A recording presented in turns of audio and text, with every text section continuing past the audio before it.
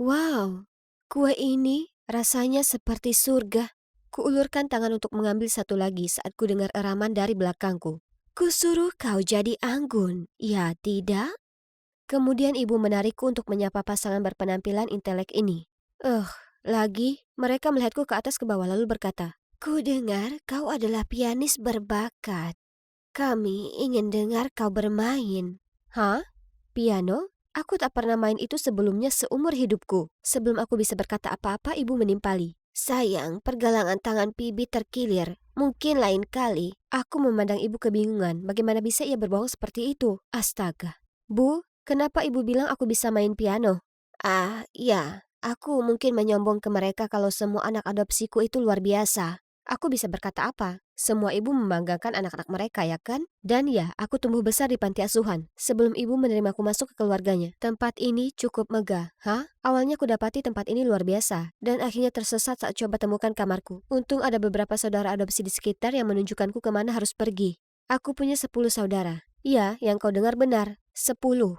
Itu seolah aku baru pindah dari satu panti ke panti yang lain. Hanya saja, sudah tak yatim. Dan kami semua seumuran, yang mana tak lazim, karena orang tua angkat seringnya memilih anak yang lebih muda. Mereka bilang anak remaja cenderung keras kepala. Belum lagi ayah angkatku tak pernah ada. Serius, aku bahkan tak bisa beritahu kalian seperti apa rupanya. Jadi hanya kami para cewek di sini. Aku sangat dekat dengan Collins, dia itu beberapa tahun lebih tua dariku. Dan kami berbagi kamar tidur yang sama. Meskipun aku suka tinggal dengan ibu dan para saudariku, ibu menyuruh kami melakukan hal aneh, seperti mengenakan pakaian murahan dan berjalan lurus.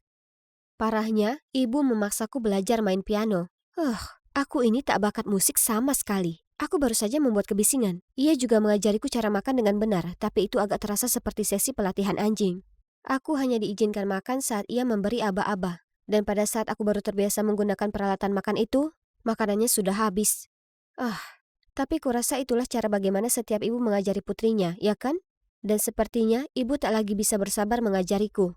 Jadi dia memberikanku ke Colin, anak emasnya.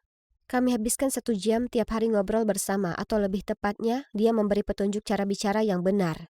Colin bilang aku perlu mengontrol volume suaraku karena aku punya kecenderungan meneriakkan kata-kataku dan itu sangat tak anggun. Aku harus berbisik dengan volume yang sama sepertinya dan juga memilih kata dengan hati-hati untuk tunjukkan kepandaian dan keanggunan. Mungkin ini akan lebih mudah kalau aku tak usah berkata apapun mulai sekarang. Selain Colin, aku tak punya kesempatan mengenal saudariku yang lain, karena ibu membuat kami masing-masing mengejar kecakapan yang berbeda. Lalu kami harus tampil untuknya pada penilaian bulanan kami. Ibu secara garis besar sangat lembut dan penyayang, tapi terlalu tegas ketika menyangkut pelatihan. Jadi kami semua harus habiskan banyak waktu dan upaya dalam berlatih. Suatu hari aku sedang memahami lembar musikku saat ku dengar Lexi mengeluh. Ah, kenapa ibu selalu memaksaku untuk lakukan misi mustahil ini? Sangat membosankan. Apa? Paling tidak skating itu 1000 kali lebih seru dibandingkan piano.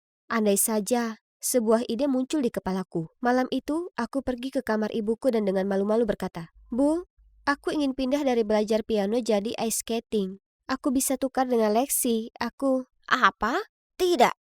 Tapi kenapa? Lexi bahkan tak suka dengan ice skating. Ya, itu karena aku bisa melihat potensi dari kalian masing-masing, jadi tak mungkin ganti." Kesal, aku kembali ke kamarku dan mulai mengeluh ke Collins. Tapi dia pikir kalau itu bukan masalah besar. Ibu tahu apa yang terbaik untuk kita. Nah, itu aku tak yakin soal itu. Karena kami bahkan tak bisa pergi sekolah. Karena ibu bilang homeschoolingnya sudah cukup. Sementara aku justru menganggap metodenya agak aneh. Kuimpikan kehidupan sempurna dengan ibu yang luar biasa. Tapi, ibu tak pernah penuh kasih. Tak peduli berapa lama kami belajar atau berusaha mengasah hobi pilihan kami, dia tak pernah memeluk atau memuji kami. Bahkan Collins juga tidak, yang mana gadis terpintar di sini. Aku putus asa ingin membuat ibu terkesan, jadi suatu kali kuhabiskan waktu lama sekali membuat hidangan pembuka Portugis untuknya. Tapi yang dilakukannya hanya menggigit sekali dan berkata itu lumayan. Aku tanya apa ibu tak menyukaiku, tapi dia hanya menjawab dengan nada menggeram, kalau dia sedang membantu kami berada di posisi tinggi di masyarakat dan kehidupan yang cerah. Tapi aku tak perlu hal tersebut, aku hanya ingin ibu menyukaiku. Tempat ini begitu sesak, dan satu-satunya saat aku bisa bernapas lega adalah ketika aku bertugas beli roti hari Jumat pagi.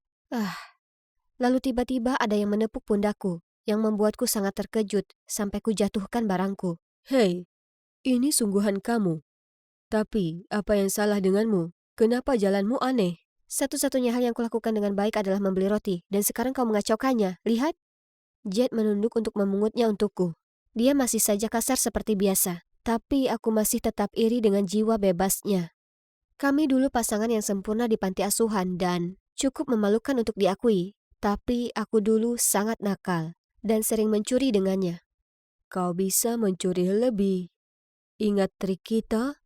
Aku harus beritahu kau 3 hal. Pertama, aku sudah diadopsi. Yang kedua, keluarga yang mengadopsiku kaya. Dan yang terakhir, aku ini dididik jadi wanita terhormat. Jadi, tak ada lagi mencuri. Itu konyol. Aku juga punya 3 hal untukmu. Aku juga diadopsi. Orang tuaku sangat menyayangiku. Oh, dan mereka adalah polisi. Kami saling pandang dan tertawa terbahak-bahak.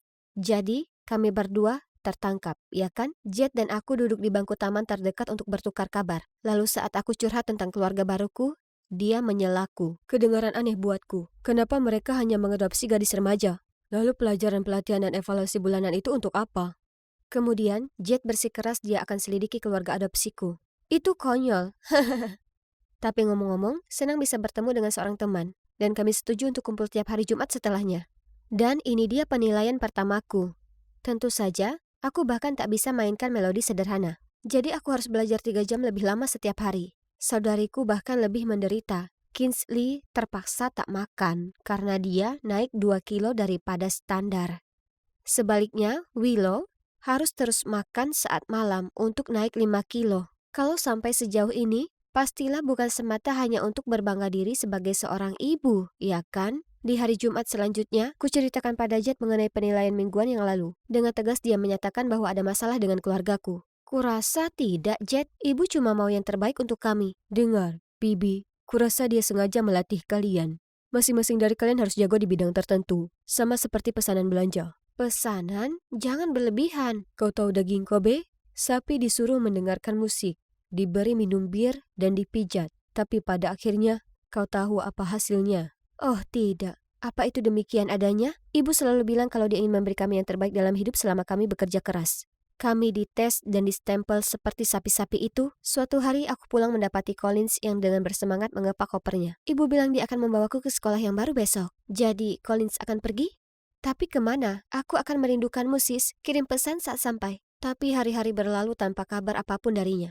Aku tanya ke ibu, dan ia bilang kalau jeripayah Collins terbayar. Dan dia diterima di sekolah bergengsi, tapi mereka punya aturan ketat tak boleh ada ponsel. Hah?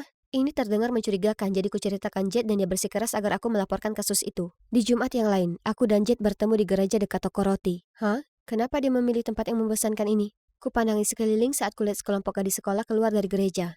Mereka semua pakai seragam kusam. Rambut mereka disanggul rapi, dan semua berbaris dengan patuh. Kemudian di sanalah kulihat dia, Collins. Aku hendak bergegas menyapanya, namun tatapan mata wanita yang menemaninya membuatku takut.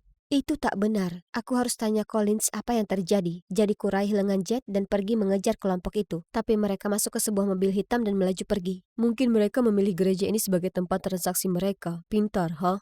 Mereka pakaikan semua dengan seragam sekolah, jadi takkan ada satupun yang curiga. Tapi melihat wajah-wajah itu, aku yakin mereka segera akan dikirim ke pasar gelap. Pasar gelap? Membayangkannya saja membuatku bergidik. Aku harus selamatkan Collins. Aku tak bisa biarkan ibu lari dari hal ini. Malam itu, aku berjinjit ke bawah untuk menguping. Oke, akan kuantar dia pekan ini. Benar. 173 cm, bisa ice skating, memasak dan melukis? Tentu saja. Aku sudah melatihnya sesuai kebutuhan. Kau tak akan kecewa. Jadi kesepakatan lanjut sesuai rencana, oke? Jumpa minggu. Itu dia. Pengiriman selanjutnya adalah Lexi. Kuperiksa kamarnya dan melihatnya mengemasi barangnya. Kebahagiaan yang polos terpancar di wajahnya. Aku segera mengirim pesan ke Jet dan dia langsung membalas. Tunggu saja di rumah dengan tenang. Jangan bertindak tanpa berpikir dulu. Akan kucari jalan keluar. Malam itu aku tak bisa menutup mata. Aku sangat ketakutan sesuatu yang buruk akan terjadi ke Lexi. Jadi esoknya pagi-pagi sekali, segera saat kulihat ibu dan Lexi masuk mobil untuk pergi, aku menyelinap, berbaring di sana tanpa suara, dan mengirim lokasi ke Jet. Mobil butuh waktu lama sebelum berhenti. Apa kami akhirnya sampai di lokasi transaksi? Saat kelihatannya aman, dengan hati-hati aku memanjat keluar dan melihat ibu bicara dengan wanita paruh baya yang tampak cerewet. Apa yang ibu katakan yang membuat Lexi sangat panik sampai terus mencengkram tangan ibu. Wanita itu menyerahkan amplop yang cukup tebal ke ibu, lalu meraih tangan Lexi dan menariknya pergi. Tuhan, di mana Jet? Aku tak bisa duduk diam saja seperti ini dan melihat saudariku dibawa pergi. Lepaskan Lexi. Sekarang. Bibi. Apa yang kau lakukan? Hentikan. Ibu akan menjual kami, ya kan? Aku sudah tahu kebenarannya. Apa yang kau bicarakan, Bibi? Geram ibu menarikku pergi. Hentikan. Tiba-tiba dua polisi masuk, menyuruh semua orang mengangkat tangan. Di balik mereka ada Jet yang masih terengah-engah. Ternyata mereka orang tua angkat Jet. Tolong aku, ibu berusaha menjualku dan saudaraku. Melihat itu, wanita yang satunya dengan cepat menjelaskan. Tidak, pasti ada kesalahpahaman di sini. Aku hanya membantu Putri Giana daftar ke sekolahku. Kebingungan, mataku menatap dari ibu ke wanita lainnya, kemudian ke Jet. Di kantor kepala sekolah, kuceritakan pada semua orang kenapa kupikir ibu adalah pelaku perdagangan manusia. Mereka semua terkesiap kaget. Aku membuatmu berlatih sekeras itu hanya karena aku ingin kau masuk ke sini. Sekolah khusus putri paling bergengsi. Supaya kau dapat hidup yang lebih baik. Aku tak mau masuk ke sekolah ini lagi, Bu. Dia memberitahuku semua aturannya yang keras. Tempat ini menakutkan. Anda tak bisa memaksakan anak untuk melakukan itu. Anda mengadopsi mereka. Jadi Anda harus membuat mereka merasa aman dan dicintai. Bu Giana, ini adalah sekolah bergengsi dan tak butuh skandal Anda. Anda membuat saya percaya bahwa putri Anda berbakat secara alami yang kini terungkap adalah semuanya bohong. Saya tak akan terima anak Anda lagi mulai sekarang. Tidak. Mereka adalah anak-anak saya, mereka pantas dapat yang terbaik. Kemudian ia memohon ke kepala sekolah untuk menarik keputusannya, tapi dia menggelengkan kepala. Tiba-tiba ibu berteriak, "Kenapa? Aku hanya ingin mereka tak menderita sepertiku. Jadi apa yang salah dengan hal itu?" Kemudian tangis ibu pun pecah. Ternyata di masa lalu ibu jatuh cinta dengan seorang polisi. Tapi, menurutnya, karirnya akan maju jika ia memilih menikah dengan lulusan sekolah bergengsi ini saja. Ibu sangat mencintainya. Ia terus jadi simpanannya. Tapi meskipun dinafkahi penuh olehnya, ibu selalu merasa lebih rendah daripada istri sahnya. Terutama saat suaminya dengan bangga menyombongkan istri dan putri-putrinya yang pintar. Kemudian saat ia ingin membangun keluarganya sendiri, suaminya tak mengizinkannya. Pada akhirnya, dia putuskan untuk mengadopsi gadis-gadis dan melatihnya untuk menjadi hebat supaya mereka bisa masuk ke sekolah ini, tak peduli latar belakang mereka. Jadi itulah alasan kenapa dia lakukan ini pada kami. Aku harus akui, aku merasa agak kasihan padanya. Semua ini mungkin hanya untuk meringankan luka di masa lalunya. Tapi Bu, kami tak ingin masuk ke sekolah sombong ini. Kami hanya ingin ibu mencintai dan melindungi kami. Ibu minta maaf, ibu keliru. Ibu hanya berusaha membantu, ibu menyesal. Semua ini salah ibu. Lalu dia memelukku. Jadi pada akhirnya, aku dan para saudariku akhirnya punya keluarga yang benar-benar bahagia. Ibu tak lagi menyuruh kami lakukan tugas-tugas bodoh. Sebaliknya, ia membolehkan kami mengejar cita-cita kami sendiri. Sekarang kami semua masuk ke sekolah umum dan menjalani kehidupan remaja yang normal. Sungguh luar biasa akhirnya memiliki ibu yang hebat, para saudari yang mengagumkan dan juga sahabat yang luar biasa, Jet, yang semua berada. Akhirnya, aku keluar dari tempat mengerikan itu. Sekarang, izinkan aku memberitahu kalian, berbagi sel dengan solusin cowok lain yang berisik, bau, dan pemarah tidaklah menyenangkan. Bagaimanapun, inilah aku, bebas seperti burung sekarang. Jadi tidak ada orang di sini yang menjemputku. Misalkan aku harus menelpon ibu, butuh beberapa detik bagiku untuk membiasakan diri dengan ponselku. Astaga, sudah 4 tahun. Sungguh ajaib aku tidak berubah menjadi salah satu cowok gila yang suka menggendong kaki. Bagaimana aku bisa sampai di sana hanyalah sebuah lelucon. Yang aku lakukan hanyalah mengambil beberapa barang dari satu atau dua gudang dan menjualnya. Bukan masalah besar. Yo, Bu, ini anakmu Carl. Aku keluar, dan ya, aku butuh tumpangan untuk pulang. Aku berbicara saat aku mendengar suara ibu. Carl, oh, aku. Apa kamu tahu tindakan apa yang telah kamu lakukan terhadap ibumu? Ayahku sangat pandai bereaksi berlebihan, tetapi aku perlu tempat tinggal agar aku bisa menanganinya. Tapi ayah, ibu, ayolah, aku masih anakmu. Kamu tega melihatku menjadi gelandangan dan tidur di samping tikus? Ada jeda singkat. Lalu ayah mendengus. Kamu boleh tinggal selama beberapa minggu, tapi hanya demi ibumu. Terima kasih ayah, kamu yang terbaik. Bingo! Orang tuaku bagaikan dempul di tanganku. Inilah kehidupannya. Aku bermain video game sepanjang hari, lalu berpesta sepanjang malam. Lalu suatu malam, aku sedang bersiap-siap untuk bertemu temanku Mus. Ketika ibu memberitahuku bahwa pengantar pizza sudah di depan pintu, aku berteriak kepadanya, "Tolong bayar yang satu ini, dan aku yang akan membayar selanjutnya." Aku selesai bersiap-siap, dan narasku bilang, aku terlihat mulus. Aku turun ke dapur, dan mengambil sepotong pizza. Ayah sedang duduk di sana melototiku, sambil membaca laporannya. Jika kamu tidak mampu membayar suatu barang, maka aku sarankan kamu tidak memesannya. Dia melihat potongan pizza di tanganku. Ibu berjalan di belakangnya, dan meletakkan tangannya di bahunya. Sayang, beri dia waktu lagi. Dia masih menyesuaikan diri dengan kehidupan di luar. Terima kasih ibu, kamu yang terhebat. Aku memberinya ciuman pizza berminyak di pipinya. Apa kamu bisa meminjamiku sedikit uang? Ayah menggelengkan kepala dan menghela nafas, sementara ibu mengambil dompetnya dan memberikanku sejumlah uang. Hei, masih banyak waktu untuk mendapatkan pekerjaan dan bertanggung jawab. Saat ini, aku memiliki 4 tahun waktu yang hilang untuk ditebus. Suatu kali, aku meminjam mobil ayah. Aku bersumpah, aku hanya minum beberapa gelas bir, tetapi dunia menjadi kacau dan menjadi buram. Hal berikutnya yang aku tahu adalah, aku langsung berkendara ke halaman depan tetangga. Ups, aku membuka mataku keesokan paginya karena sakit kepala yang sangat parah. Jadi yang kuinginkan hanyalah kopi hitam dan sepiring penuh bacon. Tapi aku malah mendapat tatapan tajam dari ayah. Tepat saat aku kira kamu sudah tidak bisa lagi bersikap tidak bertanggung jawab, kamu mengambil mobilku tanpa izin, minum terlalu banyak, lalu merusak mawar kesayangan Gloria. Tenang saja ayah, aku akan memperbaikinya nanti, kataku sambil membuka lemari es untuk mencari makanan. Bukan kamu harus membayar ganti rugi. Kami sudah membuat keputusan. Kamu punya waktu 1 minggu untuk keluar dari rumah kami. Sekarang tunggu dulu. Aku tidak punya tempat untuk pergi. Aku tidak bisa tinggal bersama Mus, karena dia menabrak garasi saudara perempuannya. Dan aku tidak mengenal orang lain. Bagaimana mungkin? Ah, aku harus sedikit bersantai. Jadi aku mengeluarkan ponselku dan mulai menelusuri aplikasi kencan. Lalu aku menjodohkannya dengan si pirang cantik bernama Trudy. Dia sedikit lebih tua dariku, tetapi keluarganya mengalami kesulitan. Dan juga, dia memiliki bisnis sendiri. Bukan hanya itu, tapi dia lebih hot dari seekor naga. Jadi ya, fotonya tampak sedikit berbintik, tapi sepertinya tren retro sedang terjadi. Sepertinya aku memiliki dua hal, cinta dan uang.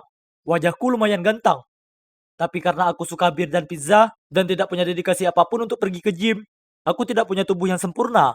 Tapi aku harus membuat cewek ini tetap tertarik. Jadi ku bilang padanya aku adalah cowok jangkung dengan tubuh sispek yang mengesankan.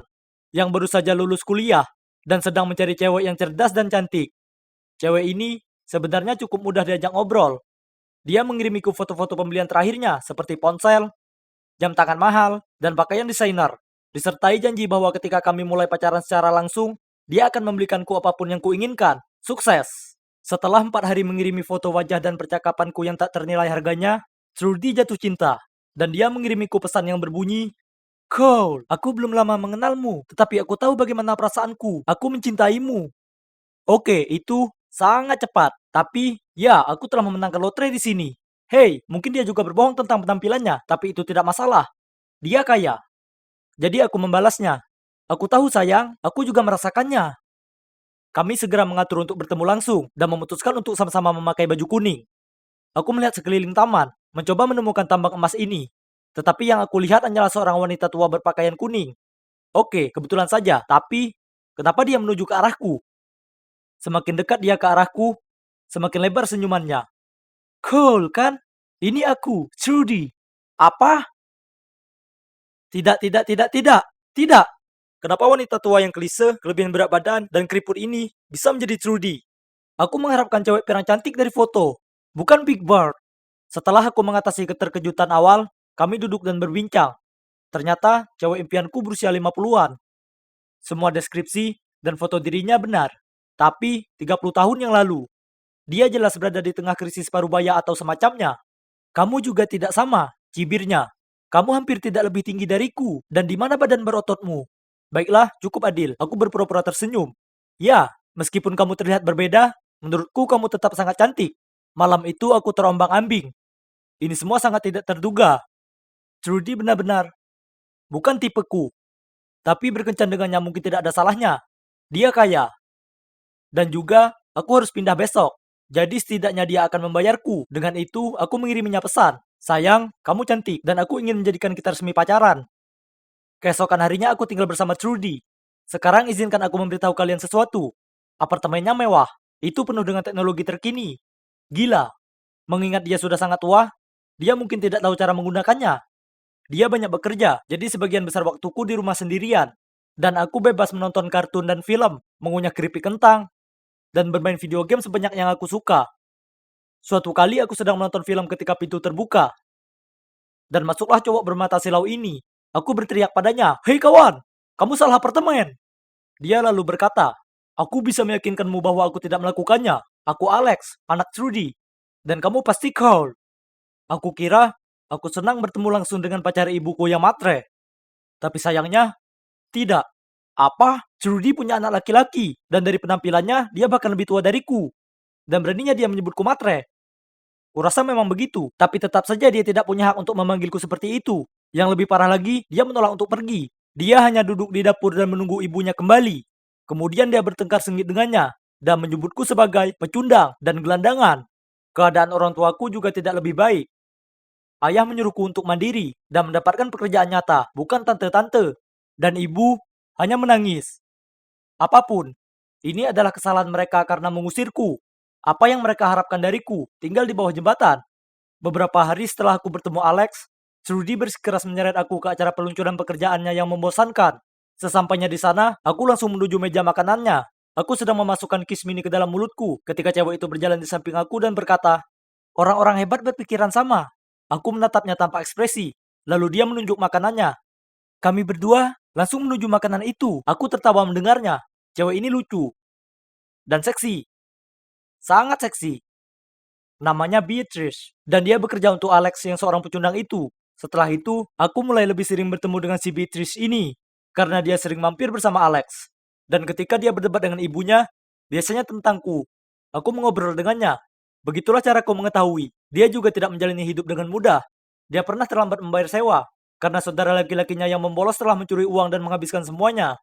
Aku merasa kasihan padanya, jadi aku mengambil amplop berisi uang tunai yang diberikan Trudy kepadaku, dan kuserahkan padanya. Oke, jadi aku tidak akan bisa membeli sesuatu yang baru selama beberapa minggu, tapi mengetahui bahwa dia baik-baik saja adalah hal yang berharga. Sebenarnya, aku benar-benar jatuh cinta pada Beatrice, tapi aku tidak bisa berbuat apa-apa, karena aku bersama Trudy, dan aku bergantung pada bantuannya. Segera, segalanya menjadi parah. Aku keluar dari kamar mandi dan melihat Trudy berdiri di sana dengan postelku di tangannya. Bagaimana bisa? Dia melemparkannya padaku. Ya, jadi dia membaca semua pesan yang kukirim ke Mus. Mengatakan bahwa menurutku dia tidak menarik, dan aku hanya bersamanya untuk tumpangan gratis. Trudy, sayangku, ayolah, pesan-pesan itu hanya bercanda. Aku tertawa, aku hanya main-main. Diam, pembohong, kamu menganggapku mengerikan. Alek benar, kamu hanya memanfaatkanku untuk uangku. Dan yang lebih buruk lagi, kamu tidak pernah kuliah, malah kamu mantan narapidana. Aku baru saja akan menggunakan pesona call ketika Alex dan Beatrice menyerbu masuk ke kamar. Alex berteriak kepadaku, "Betapa rendahnya dirimu, sungguh orang matre yang tidak tahu malu. Ini mengerikan. Aku sudah menyuruhnya untuk melaporkanmu ke polisi." Beatrice menyela. "Tidak, jangan lakukan itu. Apa yang dilakukan Cole salah, tapi dia tidak semuanya buruk. Silahkan." Aku sangat tersentuh. Melihat sekeliling, Trudy menangis. Alex sangat marah hingga matanya melotot. Dan Beatrice, dia hanya tampak kecewa. Aku kemudian mengemasi barang-barangku dan pergi dengan rasa malu. Ya, itu terjadi beberapa bulan yang lalu, dan aku memiliki pekerjaan yang layak sekarang. Meskipun aku tinggal di rumah, aku tetap membayar sesuai keinginanku, dan aku menabung untuk menabung di rumahku sendiri. Seharusnya aku tidak menggunakan Trudy seperti itu. Dia mungkin sudah tua, tapi dia masih punya perasaan. Dan caraku memperlakukannya tidak benar. Aku tidak dapat disangka lagi adalah seorang cowok brengsek saat itu. Yang aku inginkan hanyalah hidup bahagia bersama Beatrice. Aku sangat mencintainya. Itulah sebabnya aku memintanya menjadi pacarku. Tetapi dia menolakku. Astaga, itu menyakitkan, tapi aku tidak menyerah. Mungkin dia akan memberiku kesempatan. Begitu dia melihat aku telah berubah, aku tidak bisa memperbaiki masa lalu. Yang bisa kulakukan sekarang hanyalah memperbaiki diri dan terus melangkah. Aduh, kepalaku rasanya seperti baru saja dipukul batu bata. Kenapa ruangannya sangat terang? Dan bunyi bip monoton apa itu? Apa ini rumah sakit? Kugunakan semua tenagaku menegakkan diri ke posisi duduk. Kemudian seorang perawat masuk ke ruangan. Saya, ke, kenapa saya di sini? Aku tergagap kebingungan. Dia tersenyum padaku dan menjawab, "Oh, Anda sudah bangun. Sungguh suatu keajaiban. Baik Anda dan bayi Anda sekarang dalam kondisi baik-baik saja." Hah? Apa sebenarnya yang dia bicarakan? Wajahku sudah pasti menyeratkan itu karena senyumnya menghilang. "Sayang, Anda mengalami kecelakaan dan kehilangan banyak darah. Anda dalam kondisi koma sebulan lalu. Dan karena Anda hamil, ada kekhawatiran kalau Anda berdua tak akan selamat. Tapi sekarang semuanya baik-baik saja." Apa? Aku sudah tertidur sebulan lamanya? Cemas, aku bertanya padanya. "Orang tuaku? Di mana mereka?" "Oh, mereka sangat sibuk, jadi mereka meminta kami menjaga Anda," katanya sembari menepuk-nepuk bantalku. Ah ya, itu kedengarannya benar karena orang tuaku selalu sibuk. Mereka benci buang-buang waktu mereka, terutama untukku. Kuletakkan tanganku di perutku yang membuncit dan berusaha mengingat kecelakaan. Tapi kenapa aku tak bisa mengingatnya? Dipikir-pikir, aku bahkan tak ingat siapa ayahnya. Rasa sakit yang tajam menusuk kepalaku, jadi aku mencengkramnya dengan kedua tangan. Lalu aku menjerit memanggil perawat. Kenapa aku tak bisa mengingat apapun? Melihat hal ini, suster segera bergegas pergi mencari dokter.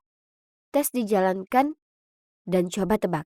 Ternyata aku mengalami hilang ingatan jangka pendek. Hari-hari berikutnya, di ranjang rumah sakit, aku tak punya kegiatan lain selain berpikir. Akhirnya sebuah memori datang padaku, yaitu aku dan sahabatku Cecilia. Ada musik Natal dimainkan dan kami cekikikan saat sedang menyiapkan kue kering berbalut wasabi untuk mengerjai teman-teman kami. Sekarang sudah musim panas? Itu artinya aku sudah lulus. Tiba-tiba ku dengar langkah kaki itu. Itu Cecilia.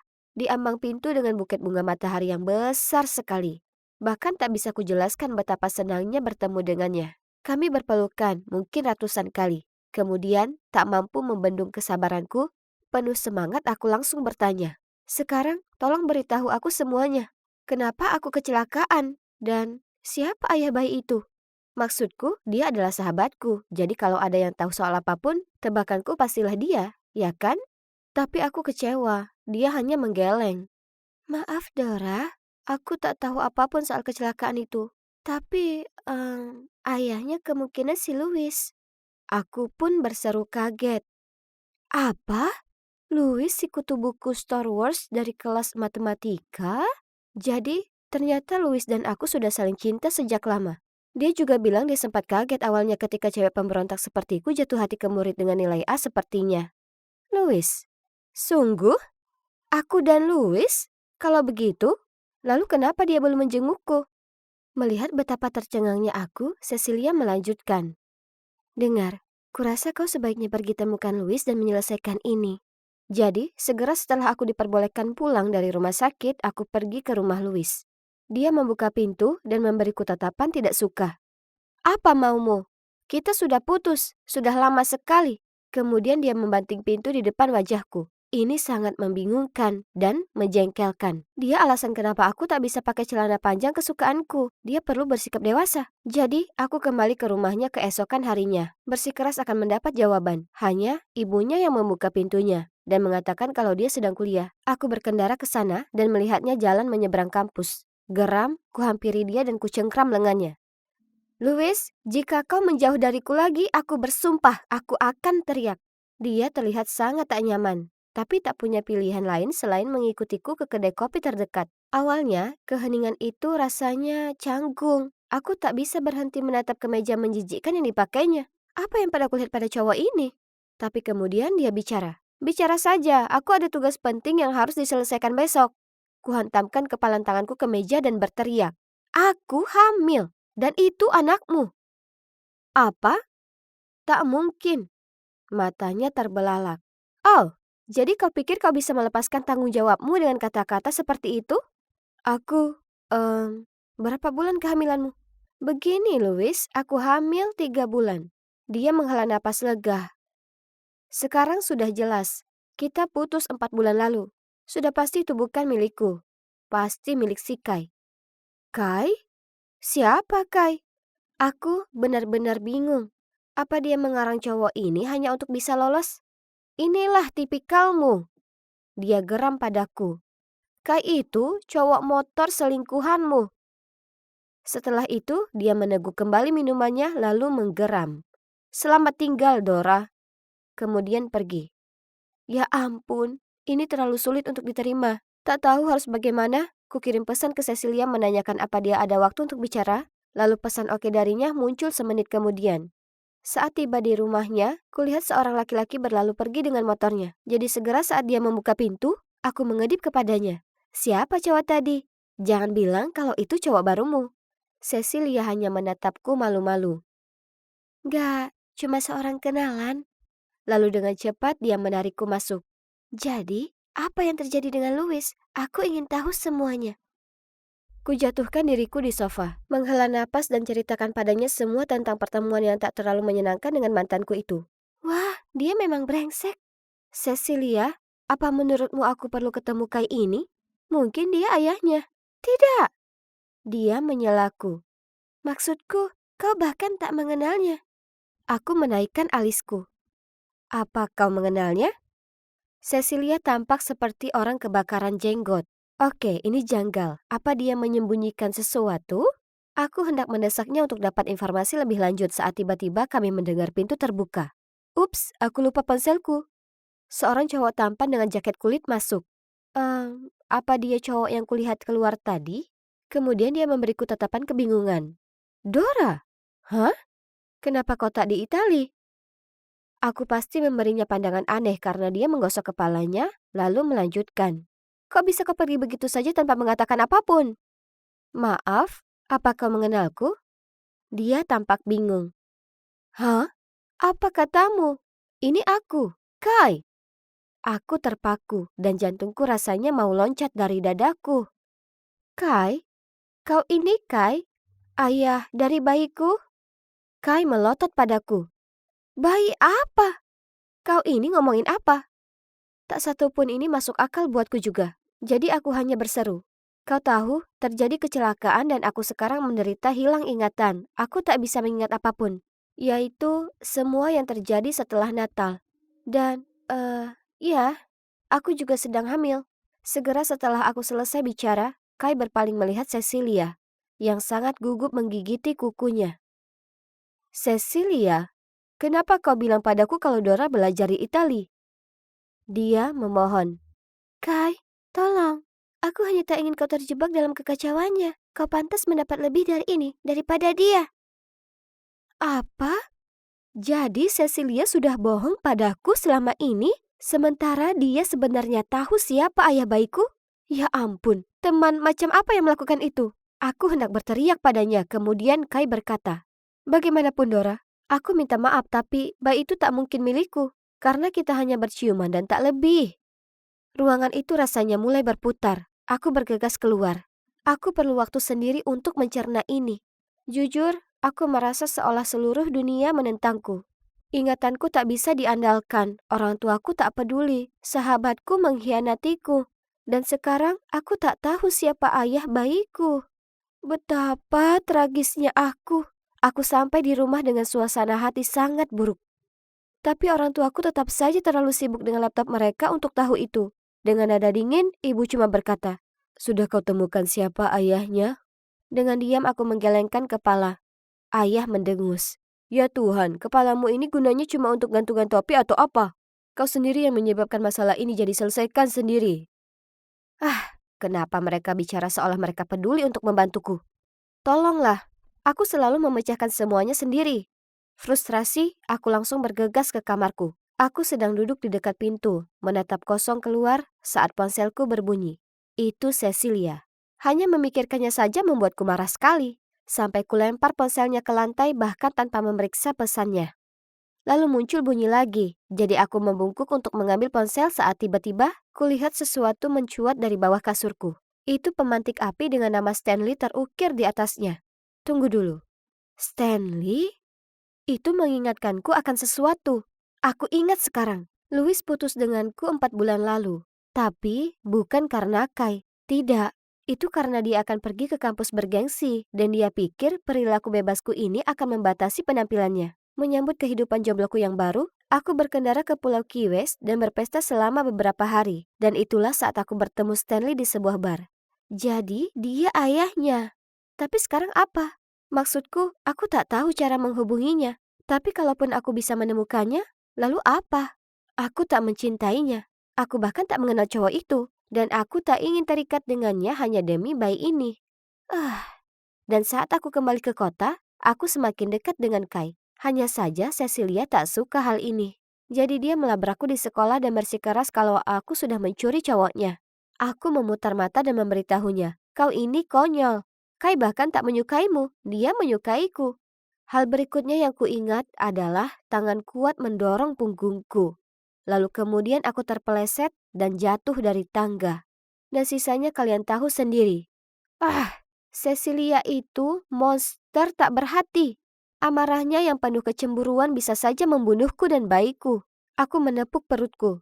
Syukurlah kami berdua baik-baik saja. Aku hanya perlu cari tahu apa yang harus kulakukan sekarang. Jadi, setelah memikirkannya berhari-hari, kuputuskan apa yang akan kulakukan. Aku akan jadi ibu tunggal. Hei, aku tahu aku bisa melakukannya. Tak mungkin aku akan jadi orang tua seburuk orang tuaku. Itulah kenapa aku sekarang di sini mencari buku-buku parenting.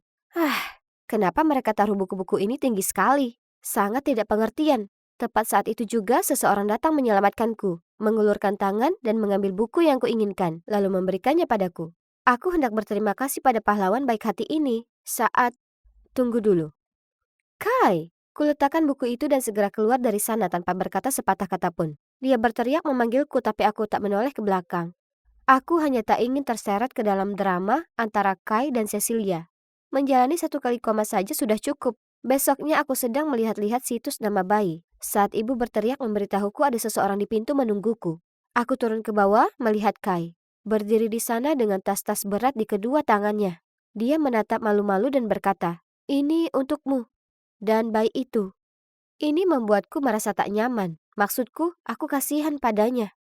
Melihat reaksiku, dia melanjutkan. Seharusnya aku katakan padamu bagaimana perasaanku sejak awal, maka segalanya akan berbeda. Aku menyukaimu. Maksudku, sungguhan. Aku mencintaimu, Dora, dan aku ingin membesarkan bayi ini denganmu. Aku tak percaya Kai masih mencintaiku, bahkan saat aku mengandung bayi orang lain. Dia berniat menerima bayi ini sepenuh hatinya. Kalau begitu, kurasa sebaiknya kau masuk. Aku tersenyum padanya sambil menahan pintu terbuka. Oke, jadi terkadang hidup membawa kejutan-kejutan gila untukmu. Tapi pastinya itu membuat segala sesuatu jauh lebih menarik. Aku yakin tak akan mengejutkan bagi kalian mengetahui kalau aku tak lagi bicara dengan Cecilia atau Louis. Para pecundang itu tak pantas denganku. Sedangkan Kai, kami berdua kini tinggal bersama. Dan kami tak sabar menunggu bayi ini lahir. Tapi, maaf sekali Kai, karena tak mungkin kami menamainya Kai Junior. Ponselku berbunyi bip dan ada pesan baru. Emma, ada yang harus kulakukan di dekat sini. Jadi ayo kita ketemuan di sana. Sampai jumpa. Itu dari Tony, teman masa kecilku dari panti asuhan di Missouri. Yap, benar sekali. Aku berakhir di panti asuhan setelah ibuku meninggal dunia saat aku baru berumur 4 tahun. Namun keadaan menjadi lebih buruk lagi bagi Tony dan dia.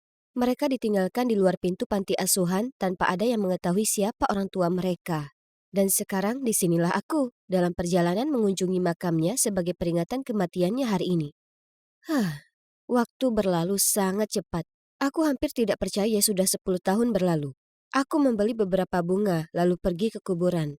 Tony sudah ada di sana menungguku. Aku tersenyum dan melambai, tapi hatiku terasa berat. Dulu ketika kami berusia 14 tahun, kami sangat dekat. Tony, Thomas, dan aku. Aku diam-diam punya perasaan ke Thomas, tapi aku tidak pernah punya kesempatan untuk memberitahunya. Semua terjadi begitu cepat pada hari itu.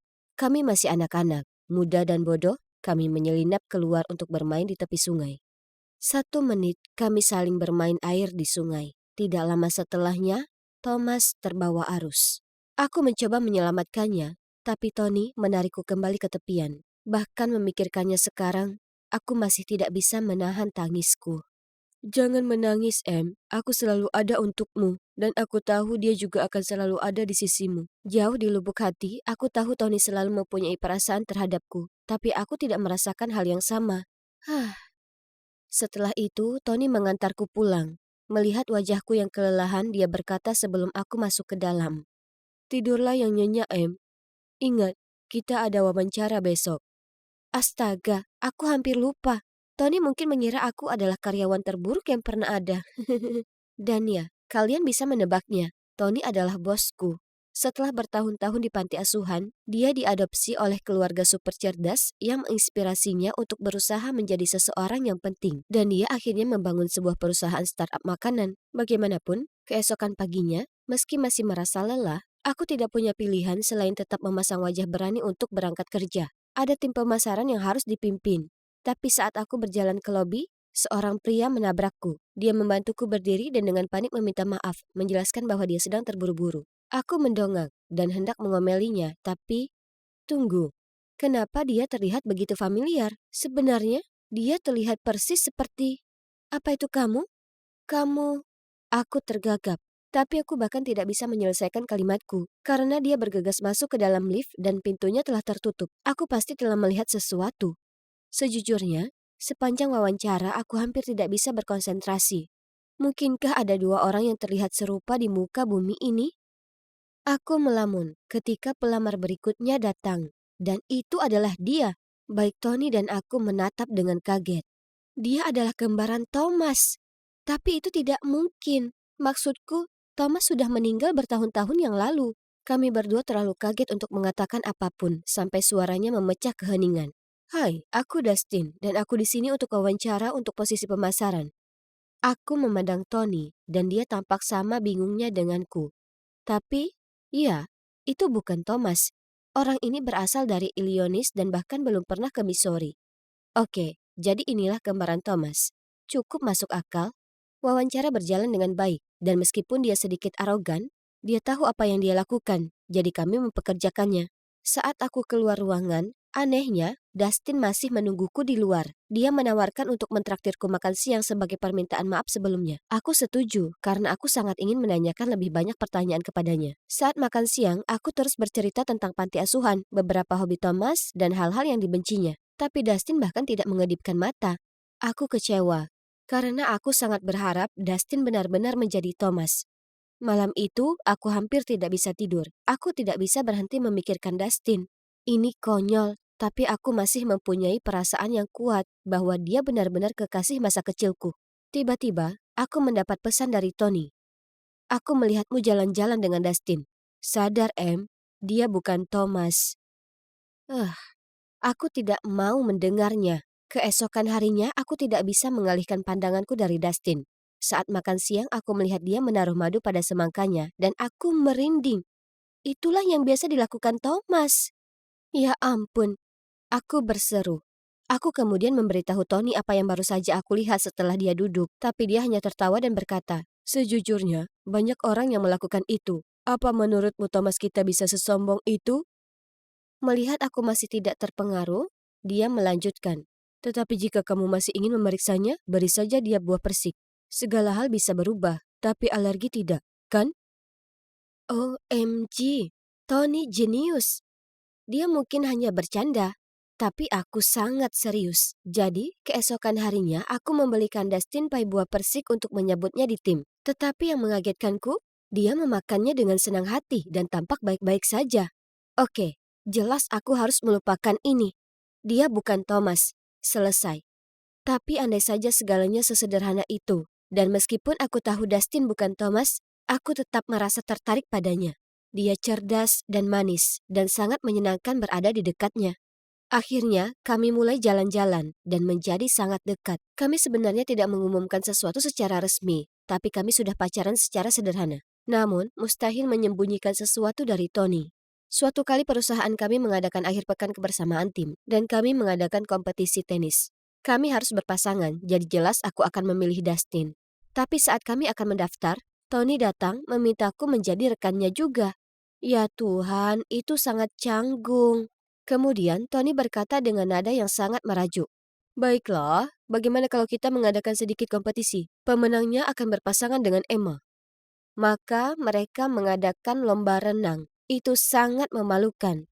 Aku tahu Dustin tidak bisa berenang, jadi aku mulai panik, tetapi dia tetap masuk ke dalam kolam. Jelas Tony menang. Tapi siapa peduli? Dia bertingkah seperti anak kecil. Aku bergegas membantu Dustin yang terbatuk-batuk dan tersedak air. Dan pada saat itu, aku menyadari bahwa aku sangat jatuh cinta padanya.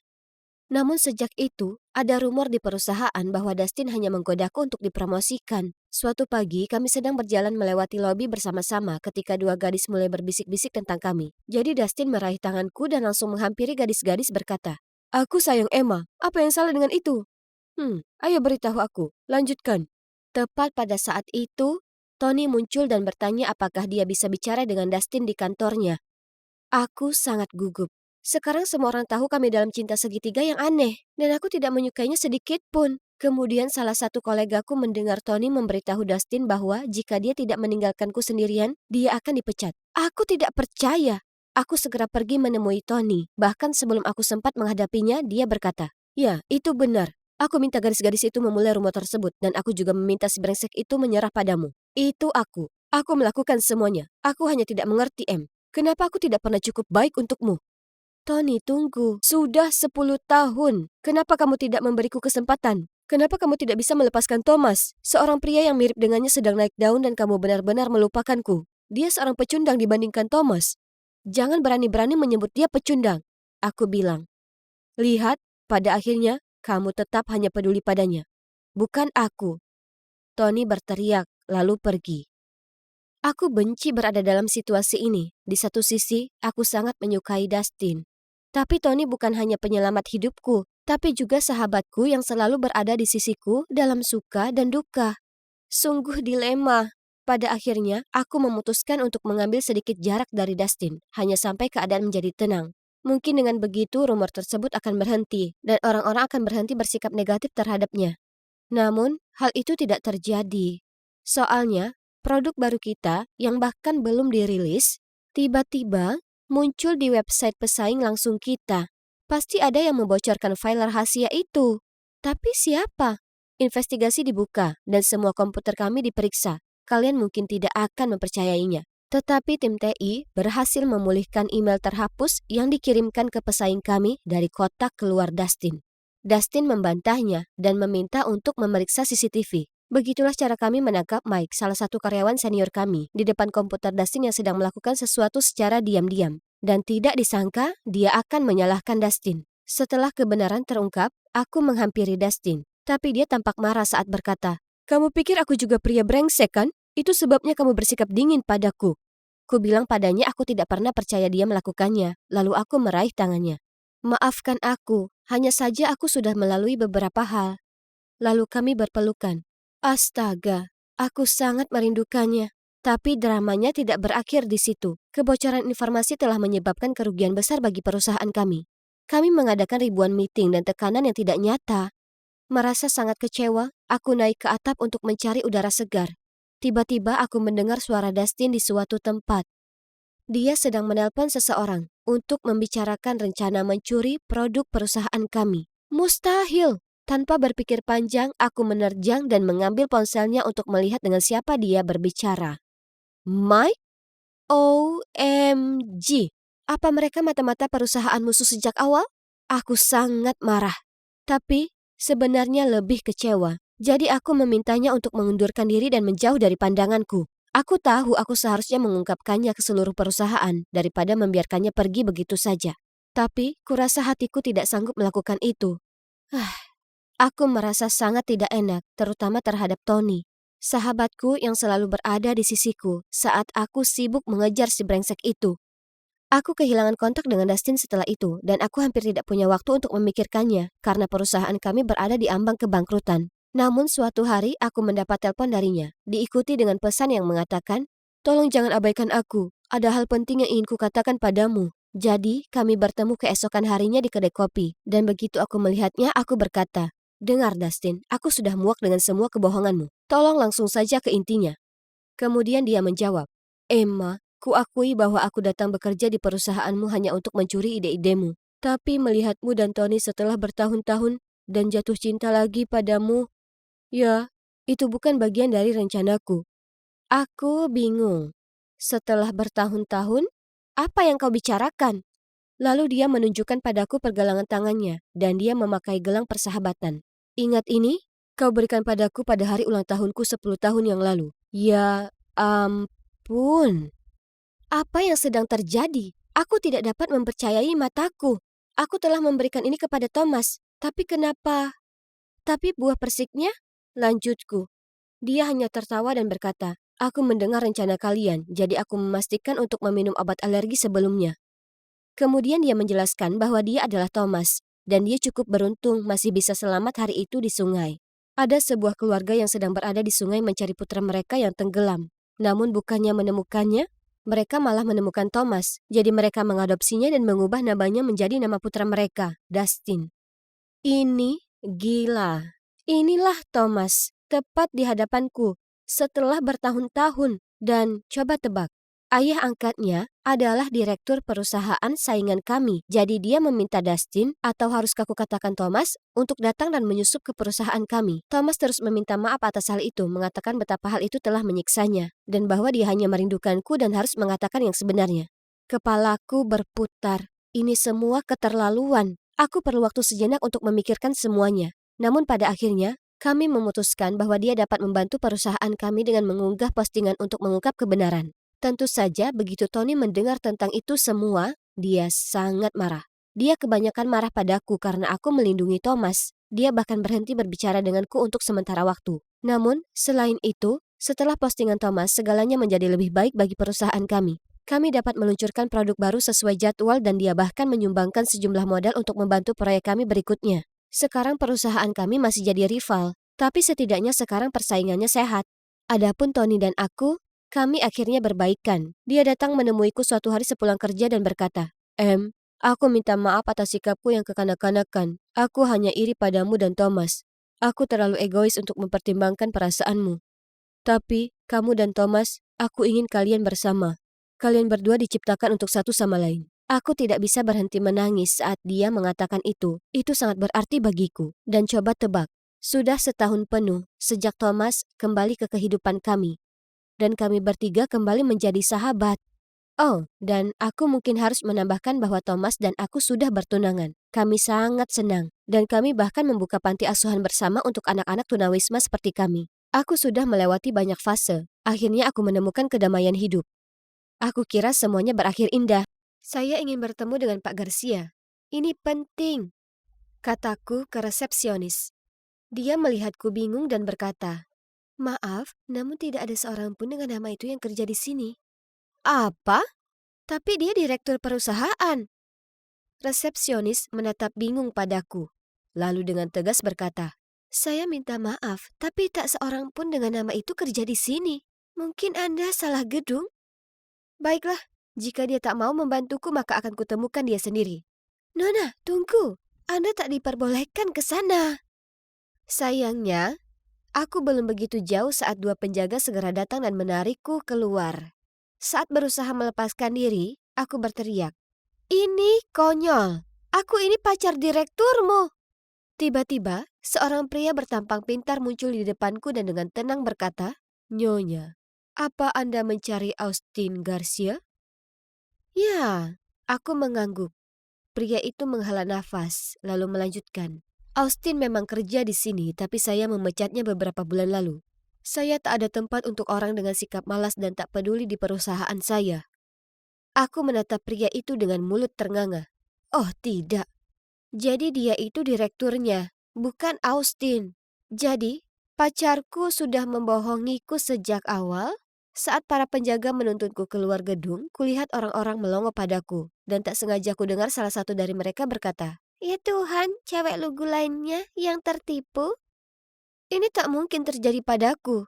Austin itu pacarku yang tampan, kaya, dan sangat sukses. Pasti ada kesalahan. Dia tak mungkin menipuku.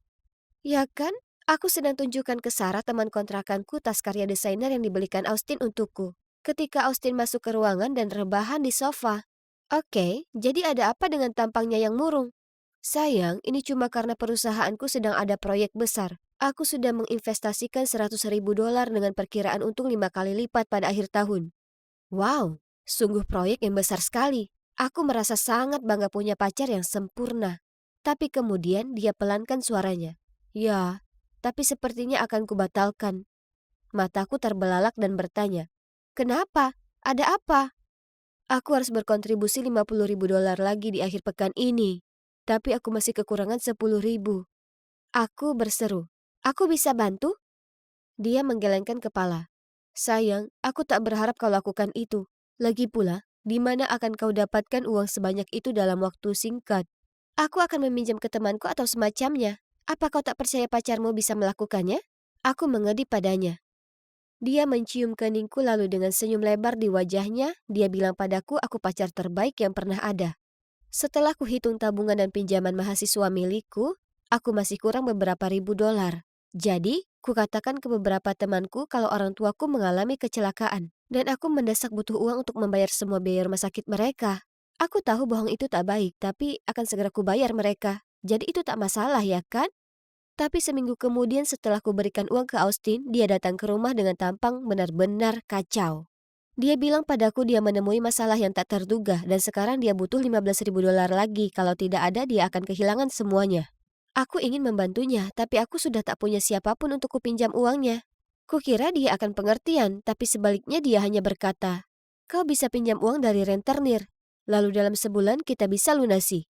Aku memandangnya bingung dan bertanya, "Kenapa tak dia saja yang meminjam sendiri?" Dibelainya rambutku dan dengan suara menenangkan berkata, "Aku mau andai aku bisa, Hana, tapi kau kan mahasiswa, jadi tingkat suku bungamu akan lebih rendah dariku." Itu masuk akal. Apalagi toh kami akan bersama selamanya.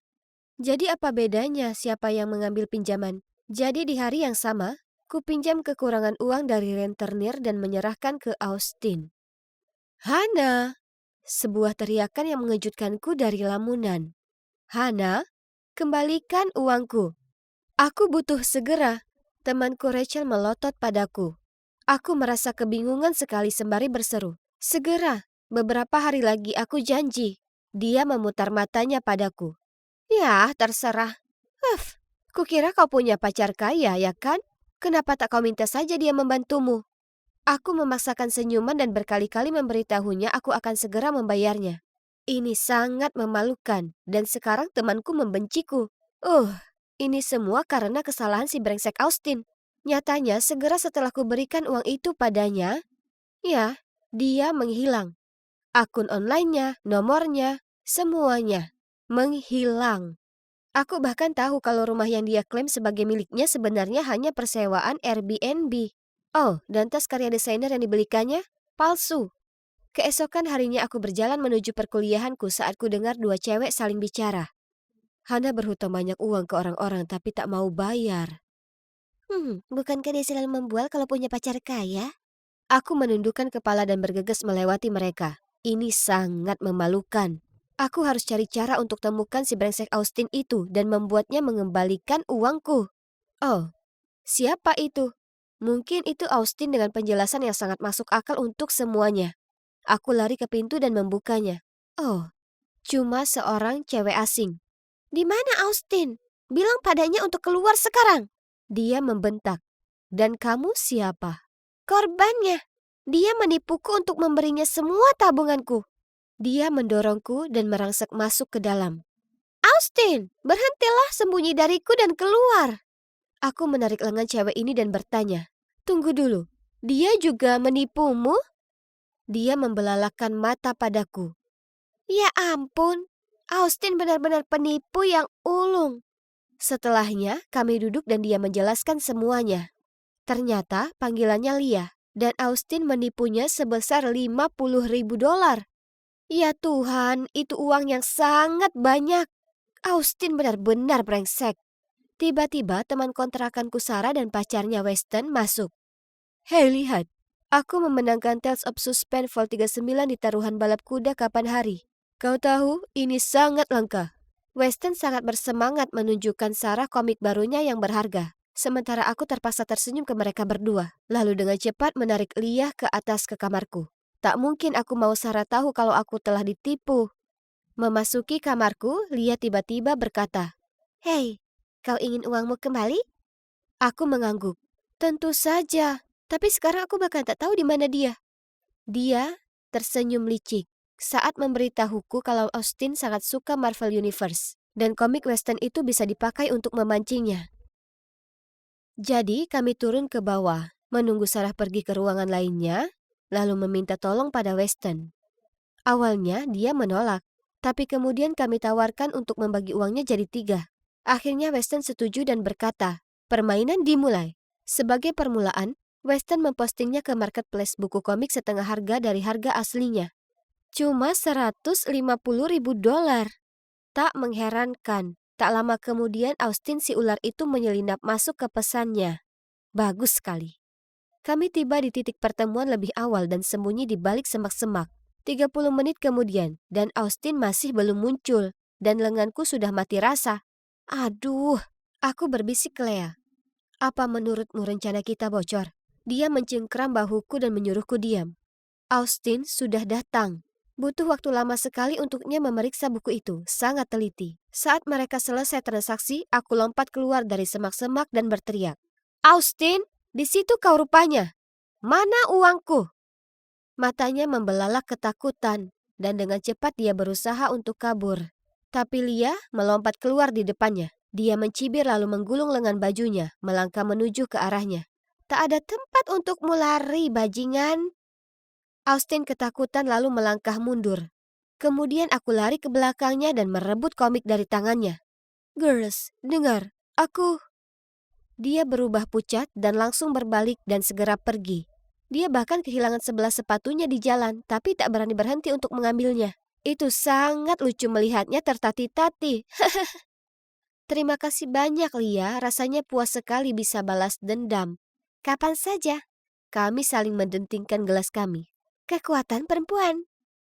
Ah, kepalaku terasa sakit sekali. Di mana Lia? Kurasa dia sudah pulang. Aku mendekati lemariku. Di mana tas ransel yang berisi uang di dalamnya? Dengan panik aku mengobrak-abrik kamarku untuk mencarinya. Apa mungkin? Aku menelpon Lia, tapi tak ada jawaban. Itu dia.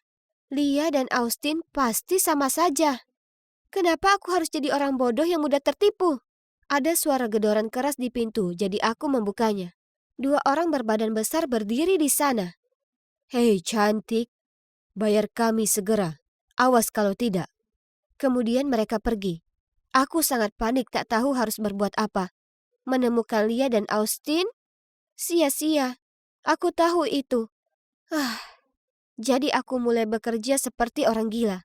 Ku antar koran dan susu di pagi hari, lalu jadi pelayan hampir tiap malam. Aku sangat kelelahan, tapi aku harus cari cara untuk bayar hutangku sebelum aku tenggelam di dalamnya. Kemudian Sarah turun ke bawah, menemukan aku tertidur di atas roti bakarku. Dengan lembut dia menggoyangkanku bangun, lalu memberitahuku dia punya posisi magang untukku di rumah sakit pamannya. Yeay, terima kasih Sarah, kau yang terbaik. Hari pertama pekerjaan baruku berjalan lancar, jadi aku memutuskan menghadiahi diriku sendiri dengan bagel dan coklat panas di kantin. Itulah saat aku berpapasan tepat dengannya. Lia! Dia juga melihatku, lalu lari. Tapi aku mengejarnya sampai jalan buntu. Mana uangku? Aku tak bermaksud melakukan itu. Aku minta maaf. Dia menangis terseduh. Kemudian dia cerita padaku kalau malam di mana kami merayakan, dia menerima kabar buruk. Kakaknya kecelakaan dan butuh operasi darurat. Panik, diambilnya uang itu untuk biaya rumah sakit. Apa kau menipuku? Ini 100% benar. Dia menyeka air matanya. Mungkin aku sedikit merasa kasihan padanya, tapi tidak. Apa yang dia lakukan itu tak keren. Lagi pula, bisa saja dia membohongiku. Maksudku, aku juga memakai alasan keluargaku sakit untuk meminjam uang dari temanku. Jadi, kuseret dia ke resepsionis untuk memeriksa. Ternyata dia mengatakan yang sebenarnya. Kakaknya sedang koma dan biayanya jelas sangat mahal. Apa yang dia lakukan itu buruk, tapi dia satu-satunya yang kakaknya punya. Jadi kurasa aku cukup paham kenapa dia lakukan itu. Jadi, sepertinya aku harus terus kerja keras untuk sekarang ini. Akhir pekan itu aku hendak berangkat kerja. Saat kubuka pintu mendapati tukang tagih itu datang lagi. Mereka merangsek masuk melewatiku dan mulai mengambil barang-barang berharga. Ku teriaki mereka agar berhenti dan bahwa aku akan segera berikan uang mereka. Tapi mereka tak mau dengar. Kemudian dia mengambil laptop Sarah. Oh tidak. Tepat pada saat itu, Lia muncul dan menyuruh mereka untuk berhenti saat itu juga. Kemudian dia lanjut membayar mereka sejumlah yang kuhutang. Hah? Apa? Bagaimana dia bisa punya uang? Nah, ternyata kakak Lia terbangun dari komanya. Mereka berbincang dan mengetahui bahwa penelitian khususnya baru saja menangkan hadiah pertama di kompetisi nasional. Jadi, kakaknya memberinya uang hadiah itu dan menyuruhnya membayar hutangku. Aku senang sekali, sampai aku memeluknya dan terus mengatakan terima kasih. Sekarang aku bebas hutang. Phew, akhirnya aku bisa bayar hutang ke temanku dan lupakan semua ini. Hah? Apa itu tadi? Kami berdua melihat keluar. Bukankah itu Austin? Tapi kenapa tampak sangat kelelahan? Oh, ternyata ada 5 gadis berwajah marah sedang mengejarnya. Kulihat ke arah Lia, lalu kami berdua tertawa terbahak-bahak. Dan itulah kawan yang namanya Karma. Aku sedang berdiri di luar kampus mengobrol dengan teman-temanku ketika tiba-tiba sebuah mobil polisi berhenti dan dari jendela mobil seorang polisi tampan melambai ke arahku lalu menyuruhku untuk bergegas masuk. Aku dengan penuh semangat balas melambai padanya mengucapkan selamat tinggal pada teman-temanku dan bergegas menghampirinya di depan mata mereka yang terlihat kagum. Jadi, namaku Daisy dan polisi tampan itu adalah Levi, pacarku yang luar biasa dan pemberani. Kami pertama kali bertemu di perpustakaan kota. Aku pergi ke sana untuk belajar. Dan dia sedang mencari beberapa buku kriminal. Kami mulai berkencan. Dan sekarang 1 tahun kemudian, kami saling jatuh cinta. Ada begitu banyak hal yang aku sukai dari berkencan dengan polisi. Seperti melihatnya berseragam, selalu membuatku berseri-seri dengan bangga. Dan aku tidak akan berbohong, dia memiliki perut yang sekuat baja karena semua latihannya. Wow! Selain itu, dia punya kebiasaan unik yang paling lucu. Seperti saat kita pergi ke restoran atau teater, dia selalu memeriksa sekeliling terlebih dahulu memastikan apakah aman. Namun, walaupun aku suka berpacaran dengannya, tetap saja ada yang menyebalkan. Seperti jadwal kerja yang tidak dapat diprediksi. Siang, malam, akhir pekan, kapan saja dia terus bekerja. Lalu saat kami akhirnya berhasil merencanakan sesuatu, dia terkadang mendapat panggilan telepon darurat dan harus membatalkan janji bersamaku. Ini menyebalkan, apalagi saat itu adalah pernikahan adik perempuanku. Tapi, tanpa diragukan lagi, hal yang paling menyebalkan adalah popularitasnya di mata cewek-cewek lain. Mereka seperti semut yang mengerubungi gula, terutama rekannya yang satu ini, Ellie. Suatu kali, Levi membawa rekannya Brad kembali saat aku sedang belajar di sana. Aku mendengar Brad berkomentar, "Levi, aku tidak pernah mengira kamu akan menjadi kutu buku. Kupikir kamu akan berakhir dengan Ellie. Semua orang bisa melihat kalian berdua punya chemistry yang kuat." Levi mencoba menertawakan hal itu dan bilang kalau itu tidak masuk akal, tapi rasa cemburu muncul dalam diriku. Saat Brad pergi, aku benar-benar kesal karenanya. Jadi aku mengemasi buku-bukuku dan pergi. Dia menghentikanku dan bertanya ada apa. Sambil berusaha sekuat tenaga untuk tidak menangis, aku berseru, "Kenapa kamu tidak bersama Ellie? Kamu menghabiskan seluruh waktumu bersamanya." Dia menggelengkan kepalanya, menyeringai, lalu berkata, "Abaikan Brad, dia seorang pelawak. Dan ya, aku menghabiskan waktuku dengan Ellie. Aku bekerja dengannya. Tapi kamulah yang kucintai, dan semua orang mengetahuinya. Sebenarnya, kenapa kamu tidak pindah saja ke tempatku, supaya kita bisa menghabiskan lebih banyak waktu bersama?" Kesedihanku segera diliputi oleh kebahagiaan, dan aku melompat ke pelukannya dan berteriak, "Benarkah? Ya, tentu saja." Ini sangat menarik. Aku pindah beberapa minggu kemudian, dan pada awalnya, tinggal bersama Levi adalah hal terbaik yang pernah ada. Namun seiring berjalannya waktu, ada hal-hal kecil yang mengganggu yang mulai terlintas di pikiranku. Misalnya, suatu hari aku sedang mengobrol dengan tetangga baru ketika Levi tiba di rumah dan dengan suara dingin memintaku masuk ke dalam. Kemudian dia dengan tegas mengatakan kepadaku untuk tidak pernah berbicara dengan orang asing. Tapi, ayolah, aku seorang cewek yang cerewet, ramah dan suka berbicara dengan orang lain untuk menjalin pertemanan baru. Entahlah, sepertinya aku bereaksi berlebihan. Maksudku, dia hanya memperhatikanku, kan? Namun, kebutuhannya akan memegang kendali semakin memburuk saat aku sudah berjanji untuk bertemu teman-temanku di kota.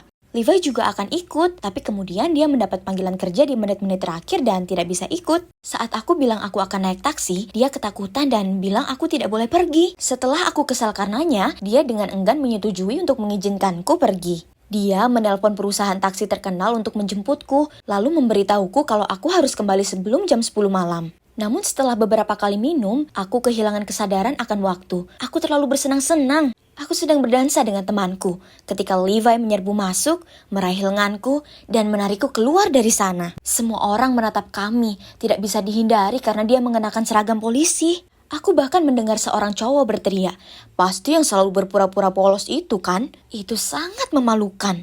Di rumah, aku duduk merenung sementara dia mengambilkanku segelas air. Ketika dia mencoba memberikannya kepadaku, aku melompat berdiri dan berteriak kepadanya, "Kamu konyol! Dan berkat kamu, semua orang di bar menganggapku semacam penjahat. Aku tidak butuh jam malam." "Bukan seperti itu," katanya. Tapi aku begitu kesal, sehingga aku melewatinya dan membanting pintu kamar di belakangku. Aku menangis sampai tertidur. Aku benci berdebat dengannya. Aku tidak menanggapinya sepanjang hari besoknya. Namun kemudian pada malam harinya, dia tiba di rumah dengan membawa kotak hadiah dan meminta maaf karena telah membuatku sedih. Itu manis sekali. Aku memeluknya dan berkata, "Aku juga minta maaf." Lalu aku membuka kotak itu adalah jam tangan yang sangat cantik. Aku perhatikan ada tombol tambahan di sana, tapi aku tidak terlalu memikirkannya. Aku menatapnya dengan kagum saat dia memasangkan di pergelangan tanganku. Begitu perhatian pacarku, jadi aku memutuskan untuk membelikannya sesuatu juga. Keesokan harinya, sepulang kuliah aku pergi ke mall. Tiba-tiba, Levi menelponku dan menanyakan keberadaanku. Aku ingin hadiahnya menjadi kejutan, jadi ku bilang padanya aku ada di rumah. Dengan kesal dia berkata, "Daisy, jangan bohong padaku. Aku tahu kamu sedang berada di High School Shopping Mall. Cepat pulang." Hah? Bagaimana dia mengetahui hal itu? Aku menyerah untuk mencari hadiah dan pulang. Ketika dia kembali, aku bertanya kepadanya bagaimana dia tahu di mana aku berada dan aku melihatnya sekilas melirik arlojiku. Lalu, dia mengakui bahwa dia telah memasang GPS di ponselnya. Tapi itu hanya agar dia bisa menjagaku agar tetap aman. Apa? Aku bukan anak kecil lagi. Bagaimana dia bisa menggunakannya untuk mengikutiku? Kami bertengkar hebat dan aku mengatakan kepadanya bahwa dia terlalu mengontrol dan gila. Dan dia harus berhenti memperlakukanku seperti anak kecil. Lalu aku mengurung diri di kamar. Keesokan harinya, ketika aku bangun, Levi sudah berangkat kerja. Aku sangat sedih. Jadi aku putuskan untuk jogging untuk menjernihkan pikiranku. Tentu saja, aku meninggalkan jam tangan di rumah dan juga ponselku. Saat aku kembali, aku hendak mandi ketika aku mendengar teleponku berdering. Itu Levi. Lalu aku menyadari ada 50 panggilan tak terjawab dan banyak sekali pesan darinya. Apa? Ini tidak normal. Aku baru pergi paling lama 1 jam. Ngomong-ngomong, aku memasang kembali arlojiku, lalu tiba-tiba pintu terbanting terbuka. Dan Levi menyerbu masuk, dan dia berteriak kepadaku. "Kamu baik-baik saja? Kamu mau pergi kemana? Kenapa kamu tidak menjawab teleponku?" Ini menyebalkan, karena aku mencintainya, tapi aku tahu aku tidak bisa hidup seperti ini lagi.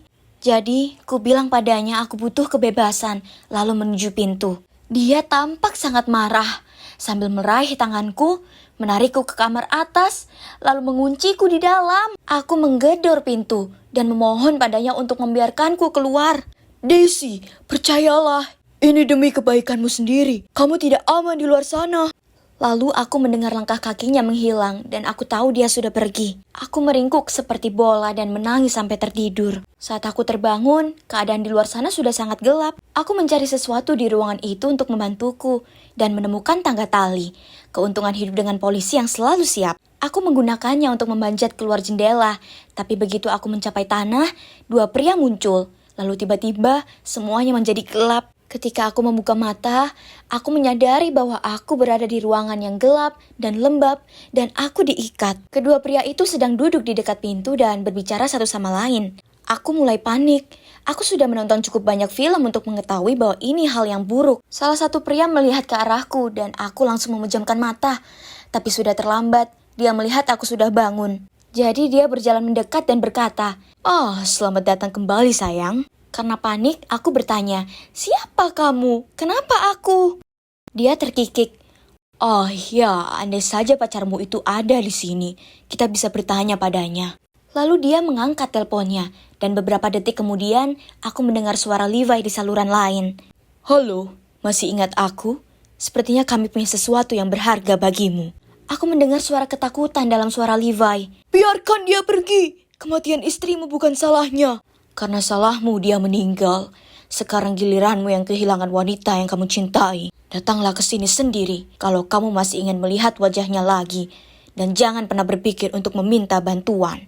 Dia menutup telepon, lalu menatapku sebelum dia menendang tong kosong di sebelahku. Aku tersentak kembali dan dia tertawa. Itu sangat menakutkan. Tidak lama setelah itu, mereka menyeret seorang pria yang sudah dipukuli ke dalam kamar. "Levi! Oh tidak!" Levi menatapku, memaksakan senyum, dan berkata, Sayangku, jangan khawatir. Aku di sini sekarang." Geng itu menertawakannya, lalu dia berhenti di depan Levi dan berkata, "Aku pikir kau dan aku perlu sedikit ngobrol. Sebut saja masalah pria." Aku tahu aku perlu menemukan cara untuk membantunya. Tapi apa? Saat itulah aku melihat jam tanganku sudah ada GPS. Jadi mungkin tombol tambahan untuk melakukan sesuatu. Aku berjuang untuk menekannya, yang tidak mudah dilakukan dengan tangan yang terikat. Percayalah, namun pada akhirnya aku berhasil melakukannya. Pada titik ini Levi tidak sadarkan diri, dan aku mulai menangis. Aku tidak ingin kehilangan dia. Tidak seperti ini. Orang itu memasang sesuatu di sampingnya. Oh tidak, itu adalah bom. Dia mencibir. Kamu punya waktu 30 menit lagi untuk mengucapkan selamat tinggal pada kekasihmu. Lalu orang-orang itu pergi. Aku memanggil nama Levi dan terisak betapa aku mencintainya. Sejujurnya aku mengira kami berdua akan mati di sana. Dan menyaksikan penghitung waktu menghitung mundur menuju kematian kami adalah perasaan terburuk yang pernah ada. Tiba-tiba pintu terbuka. Awalnya aku mengira orang-orang itu yang kembali. Namun sebaliknya, Brad dan timnya bergegas mendekat. Melihat bomnya, lalu segera membawa aku dan Levi keluar dari sana. Aku didorong ke tanah sesaat sebelum terjadi ledakan besar. Dan rumah itu meledak. Dalam perjalanan ke rumah sakit, Ellie menjelaskan semuanya kepadaku. Ternyata ini melibatkan kasus kriminal rumit yang terjadi tahun lalu. Levi telah menyelidiki sekelompok pengedar narkoba, tapi sebuah insiden terjadi. Dan istri pemimpin geng tersebut secara tidak sengaja jatuh dari gedung dan meninggal. Mereka menangkap sebagian besar pengedar, tetapi beberapa berhasil lolos, termasuk pemimpin geng. Baru-baru ini, Levi menerima fotoku di luar kampus dan di rumah kami dari mereka, dan menganggap ini sebagai ancaman terhadap keselamatanku. Nah, itu menjelaskan semua perilaku Levi yang suka mengendalikan dan aneh. Aku merasa sangat bersalah karena salah menilai Levi. Dia adalah pria paling manis, paling berani, dan aku sangat mencintainya. Aku mendampinginya sampai dia pulih di rumah sakit. Lalu suatu hari dia akhirnya membuka matanya, menatapku, dan bergumam. Ini dia wanita yang aku cintai. Aku memeluknya, tentu saja dengan lembut. Sungguh melegakan mengetahui dia akan baik-baik saja. Geng tersebut masih ada di luar sana, tetapi mudah-mudahan mereka akan segera menangkapnya. Aku memang mengkhawatirkannya, tapi tidak apa-apa, karena aku tahu ada Levi yang melindungiku. Lagi pula, dia adalah pahlawanku di kehidupan nyata, dan aku tahu bahwa dengan adanya dia di sisiku, kita pasti bisa melewati. Semua jalan tertutupi salju. Tak seorang pun dengan pikiran waras akan pergi keluar di cuaca seperti ini. Tapi suara gedoran di pintu itu terus saja terdengar. Dan makin lama, makin keras. Apa mungkin itu Yeti? Ku dekap selimutku dan berharap itu akan berhenti. Tapi tentu saja tidak. Aku juga tak bisa tidur dengan kebisingan yang bikin panik ini. Yeti atau bukan? Aku harus memeriksanya. Jadi, aku merayap mendekati pintu. Rasa panik melandaku. Dan dengan tangan gemetar, aku membuka pintunya sedikit. Hah? Trevor? Ya, itu bukan monster salju. Itu Trevor yang hampir pingsan karena dingin. Tapi kedua tangannya masih berpegang erat pada sesuatu. Gemetaran dia berkata, "I- ini dia. Pakai lagi beberapa pakaianmu. Kau nanti masuk angin." Kemudian dia memberikan koperku. Oh Tuhan, kau gila Trevor. Kau ini yang bakal masuk angin sekarang. Aku segera mendudukannya di sofa dan menempatkan selimut di tubuhnya. Lalu dengan cepat membuka koperku. Ini dia senjata rahasiaku, penghangat badan. Aku memberinya beberapa dan mengambilkan mantel lain yang tak terkena salju. Ini, minum ini dulu. Akan kubuatkan secangkir coklat. Aku mulai menuangkannya secangkir air hangat dari botol termosku. Tapi dia menghentikanku. Listriknya, padam. Ujarnya gemeteran. Pantas, itu menjelaskan kenapa rasanya seperti di freezer di dalam sini. Kalau begitu tak ada coklat panas. Hei, jadi aku ini Autumn dan ini adalah bagian kedua dari ceritaku. Jika kalian belum lihat bagian ke-1, silakan kalian cek. Jangan terkecoh dengan namaku. Pastinya sedang musim dingin di Texas di sini. Dan badai ini sungguh gila. Sayang aku terjebak di pondok berlibur bersama dengan sahabatku yang pengkhianat si Lilian, kembarannya yang pembohong Seth, dan cewek rahasianya si Charlie. Ternyata Lilian hanya menginginkan pakaian Chicagoku, dan yang lainnya kecuali Trevor terlibat di dalamnya. Kembali ke Trevor. Karena aku tak menginginkan kematiannya dalam pengawasanku, jadi kugosok lengannya untuk menghilangkan rasa dingin. Ketika dia terlihat sedikit lebih tenang, aku menaikkan alis dan bertanya padanya, "Kenapa kau pergi keluar begini?" Begini, listriknya mati. Aku tahu akan terasa seperti Antartika bagimu di sini tanpa pemanas. Jadi aku mau pergi ambilkan kopermu. Tapi akhirnya aku terkunci di luar, jadi aku tak ada pilihan lain kecuali membangunkanmu untuk masuk. Maafkan aku." "Kamu minta maaf untuk apa? Kau hanya bertindak agak bodoh." Setelahnya, kami ngobrol banyak. Jujur saja, aku sangat tersentuh dengan apa yang dilakukannya. Sementara yang lain masih tidur terlelap, disinilah dia, memikirkanku dan mempertaruhkan nyawanya untuk menolongku. Oke, jadi mungkin aku sedikit kasar padanya tadi saat dia mengaku kalau dia menyukaiku. Tapi kan, bisa saja tadi dia hanya menggodaku. Maksudku, aku punya alasan valid untuk tak lagi percaya ke semua orang yang seatap denganku. Kurasa aku pasti tertidur karena keesokan paginya aku dibangunkan Lilian yang dengan panik menggoyang-goyangku. "Hei, bangun! Kita dalam masalah besar." Oh, jadi akhirnya mereka tahu kalau listriknya mati. Aku mengoper jaket dan pemanas dari koperku ke semua orang. Dengar guys, memakai pakaian berlapis di kondisi ini sangat vital. Kemudian aku melihat ke arah Seth dan Trevor. Bahkan kalau itu artinya memakai topi pom-pom pink dan mantel lapis pelangi milikku. Kami tak bisa menahan tawa. Setidaknya ada sesuatu yang menyenangkan untuk mencerahkan situasi ini. Kemudian kami mulai bersiap menghadapi bencana ini. Dan aku adalah kaptennya. Karena aku satu-satunya yang paling berpengalaman dengan salju di sini.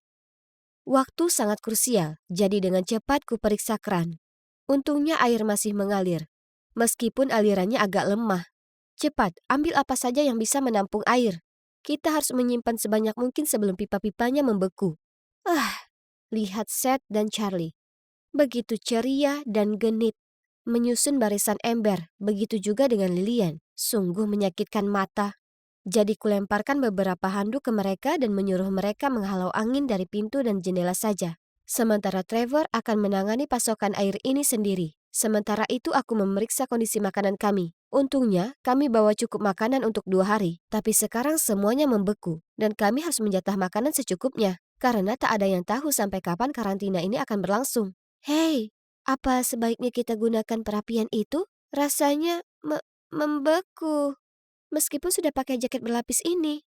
Ya, Seth, kenapa tak kau coba nyalakan? Kemudian kami mulai bersihkan semua barang di depan perapian, supaya Seth bisa mencobanya. Tapi aduh, aku berharap apa? Apa yang berhasil dia buat hanyalah kepulan asap hitam. Lupakan saja, mungkin ini hanyalah perapian untuk dekorasi saja. Kalian semua bodoh sekali. Kemudian Trevor muncul dari ruang bawah tanah dengan lengan penuh kayu. Tidak, pastinya itu bisa digunakan. Lihat, aku bahkan menemukan kayu dan arang tersimpan di sini. Biar ku coba. Dia berlutut di depan perapian dan mulai membersihkan sumbatan pada cerobong asap. Setelah beberapa waktu, perapiannya bekerja. Wow, kita punya api. Kami semua berteriak dan melompat-lompat seperti orang gila. Lalu Lilian melingkarkan lengannya ke leher Trevor dan menciumnya di pipi. Merona, dia langsung menyekanya dengan tangannya, yang kemudian meninggalkan noda arang di wajahnya. Itu lucu sekali. Trevor adalah pahlawan sejati kami sekali lagi. Sementara Seth, ya, syukur pada Tuhan aku tak lagi naksir pecundang itu. Kasihan Charlie, selamat bersenang-senang dengan cowok tak berguna itu. Berkat Trevor, kami sekarang punya api untuk tetap hangat dan untuk memasak makanan kami. Jadi, kami akan baik-baik saja, ya kan? Oh tidak, ponselku mati. Tepat saat kupikir aku dapat sedikit sinyal. Sini-sini berikan padaku. Apa kau tak tahu kita bisa mengisi daya ponselmu dengan buah-buahan? Seth mengambil ponsel dan charger Lilian lalu membawanya ke dapur. Sekarang itu aneh. Dia tak pernah terlihat seantusias itu melakukan hal yang berguna selama 2 hari terakhir. Kemungkinan dia berusaha menyelamatkan mukanya setelah kalah dari Trevor berulang kali. Aku menyaksikan dengan senang saat Seth menghujamkan charger ke sebuah pisang. Apa yang dulu kulihat di cowok ini ya? Trevor tertawa terbahak-bahak dan Charlie menghela napas lalu pergi menyiapkan sup untuk makan malam. Lilian melipat lengannya dan cemberut. Gimana? Ayo cepat! Seth menggerutu. lalu dengan ganas menikam charger itu ke pisang yang malang itu beberapa kali lagi. Ya ampun, itu sungguh bodoh dan terlalu lucu untuk menyuruhnya berhenti. Biarkan, itu tak akan berhasil. Ah, kau merusak chargerku dan buang-buang makanan kita. Kuharap aku bisa melemparmu saja ke badai itu. Seth menjejalkan pisang tertumbuk itu ke mulutnya. Siapa yang bilang ini terbuang? Ini makan malamku. Kemudian dia pun menyingkir ke sudut ruangan dan menutupi dirinya sendiri dengan selimut. Lucu sekali. Hei, jangan khawatir. Aku punya power bank di kamarku. Akan kuambilkan. Oh, hebat. Kau ini memang pahlawan berjubah zirahku. Selalu datang dan menyelamatkanku tepat waktu. Dia mengedipkan mata lalu memeluk lengannya. Trevor langsung melihatku lalu melepaskan diri dari Lilian. Untuk apa itu tadi? Apa dia serius saat mengatakan dia suka padaku? Dia sudah menolak Lilian lebih dari 2 kali. Dan jujur saja, aku memang merasa ada getaran aneh saat kami berdua saja di ruangan. Aku tak tahu lagi. Kemudian malam itu, kami putuskan untuk berkumpul dengan perapian untuk tidur. Karena itu satu-satunya tempat hangat di dalam rumah. Jadi, aku dan cewek-cewek lainnya ke kamar mengambil matras dan selimut. Ya, apapun yang bisa berguna. Ya Tuhan, saudaraku ini memang payah. Lilian tertawa saat dia mengambil bantalnya. Charlie menyeringai. Benar banget. Dia benar-benar menikam pisang itu sampai mati. Pisang yang malang. Aku terkekeh. Bercanda dengan mereka sebenarnya terasa menyenangkan. Kami terjebak di rumah ini bersama hanya Tuhan yang tahu sampai kapan. Jadi mungkin sebaiknya aku berhenti bersikap dingin ke mereka. Lagi pula, aku sudah benar-benar ilfil dengan Seth pecundang tak berguna itu sekarang. Bahkan Charlie pun tak memihaknya. Hah! Kami menata tempat yang nyaman di ruang keluarga dan menjalani beberapa hari berikutnya melewati badai. Di beberapa kesempatan, Lilian berusaha memeluk Trevor dengan alasan untuk meningkatkan suhu tubuh. Tapi, Trevor hanya menjauh darinya. Jadi pada akhirnya, Lilian membuat kami semua melakukan senam kardio yang memang berguna. Dan sangat lucu menyaksikan satu sama lain bersusah payah melakukan lompat bintang memakai 500 lapis pakaian. Charlie juga mengajari kami main beberapa permainan kartu untuk membunuh waktu, seperti solitaire dan go fish, yang kini aku sudah jago. Seth dan Trevor bahkan punya hobi baru mengukir kayu. Tapi hingga saat ini, aku belum bisa memastikan karya seni apa yang mereka buat. Dan akhirnya, setelah 4 hari terisolasi, badai sepertinya mereda. Kami mulai mendapat kembali sinyal ponsel yang stabil, dan kami langsung menelpon orang tua kami untuk mengabarkan situasi ke mereka. Mereka bilang akan menjemput kami sesegera mungkin. Kami semua sangat senang, dan juga bangga pada diri kami. Kami berhasil selamat dari badai hebat ini. Jadi, kalian mungkin bertanya-tanya apa ini akhir yang bahagia? Tak secepat itu. Saat kami semua sedang FaceTime dengan orang tua Lilian dan Seth, orang tuanya tiba-tiba berkata ke Charlie, "Terima kasih banyak sudah membantu kami menjaga anak-anak. Kami pasti akan tambahkan bonus yang pantas ke gajimu bulan ini." Kami semua tercengang.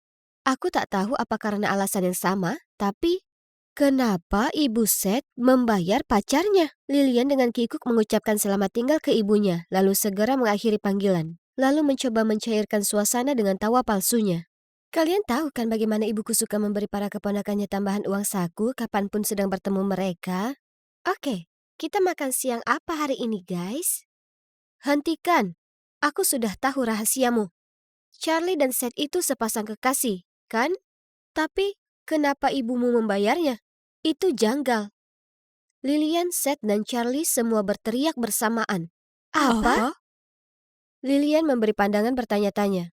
Autumn, kamu ini ngomongin apa? Ya, aku minta maaf karena berbohong padamu. Tapi tidak, Charlie bukan pacar Seth. Dia itu guru les kami. Pembohong. Kalau begitu kenapa harus kau tutup-tutupi? Orang tuaku tak percaya pada kita menginap di sini sendiri. Jadi mereka meminta Charlie mengawasi kami. Dan ayolah, kita ini 16 tahun. Kita tak butuh pengasuh. Itu memalukan. Ya, kupikir itu hanya kebohongan yang tak membahayakan, jadi aku setuju menuruti mereka. Maksudku, kita masih bisa senang-senang bersama, ya kan? Tapi siapa yang memberitahumu kami pasangan? Aku hendak menjawab, tapi kemudian Trevor menyeretku ke ruangan lain sementara memberitahu yang lainnya, dia perlu menenangkan diri dulu. Biar ku tangani ini. Sekarang kami sendiri, jadi ku beri tatapan aku menunggu padanya. Oke, dengarkan aku dulu ya. Aku mengangguk, kemudian dia menghela napas dan melanjutkan. Lilian memang menyukaimu dan dia memang benar-benar ingin membantumu dengan Seth. Tapi Seth tak tertarik. Jadi Lilian menjanjikannya uang saku senilai 1 bulan untuk berada di sini. Aku tak terlalu percaya, tapi coba kita lihat apa lagi yang dia katakan. Oke kalau begitu, tapi itu tidak mengubah fakta kalau ada sesuatu di antara Seth dan Charlie. Ingat, ciuman itu sebenarnya itu tak nyata. Aku hanya menantang Seth untuk melakukannya. Charlie memang benar-benar guru les mereka. Dia ngomong apa sih? Kurasakan ruangan itu mulai berputar-putar. Dengar, aku sungguh sangat menyukaimu, Autumn, dan aku tahu seharusnya aku tak bohong mengenai beberapa hal. Tapi itu hanya supaya kau memberiku kesempatan. Hanya saja, sekarang Lilian berpikir aku menyukainya, dan aku tak pernah bermaksud memberi kesan yang salah kepadanya. Teganya dia menipuku seperti itu, jadi aku berteriak padanya. Aku tak akan pernah menyukaimu. Tindakanmu membuatku semakin membencimu. Berkat dia, aku salah menilai Lilian, Charlie, dan Seth. Meski, jujur saja, Seth mungkin bukan pembohong, tapi tetap saja dia bukan tipeku sama sekali. Trevor memberi tatapan putus asa, sambil memandang ke bawah. Kemudian bergumam, "Maaf." Aku tak ingin mendengar permintaan maafnya yang menyedihkan. Jadi aku bergegas keluar dari sana dan duduk di teras yang membeku sampai akhirnya orang tuaku tiba. Setelahnya, semua kembali normal. Sekolah berlanjut. Lilian dan aku jadi teman baik dan dia sekarang memanggilku sahabat badai salju. Ah, sedangkan Trevor, kini aku menghindarinya sebisa mungkin. Aku tahu dia terus menatapku di sekolah. Bisa kurasakan lirikannya padaku. Tapi segera saat aku memandang ke arahnya, dia langsung berpaling. Kurasa aku memang suka padanya, oke? Aku tak setuju dengan apa yang diperbuatnya, tapi harus kuakui, butuh orang yang cerdas dan imajinatif untuk membuat rencana semacam itu secara spontan. Oke, baiklah. Aku akan memberinya kesempatan lagi dan kita lihat kemana arahnya.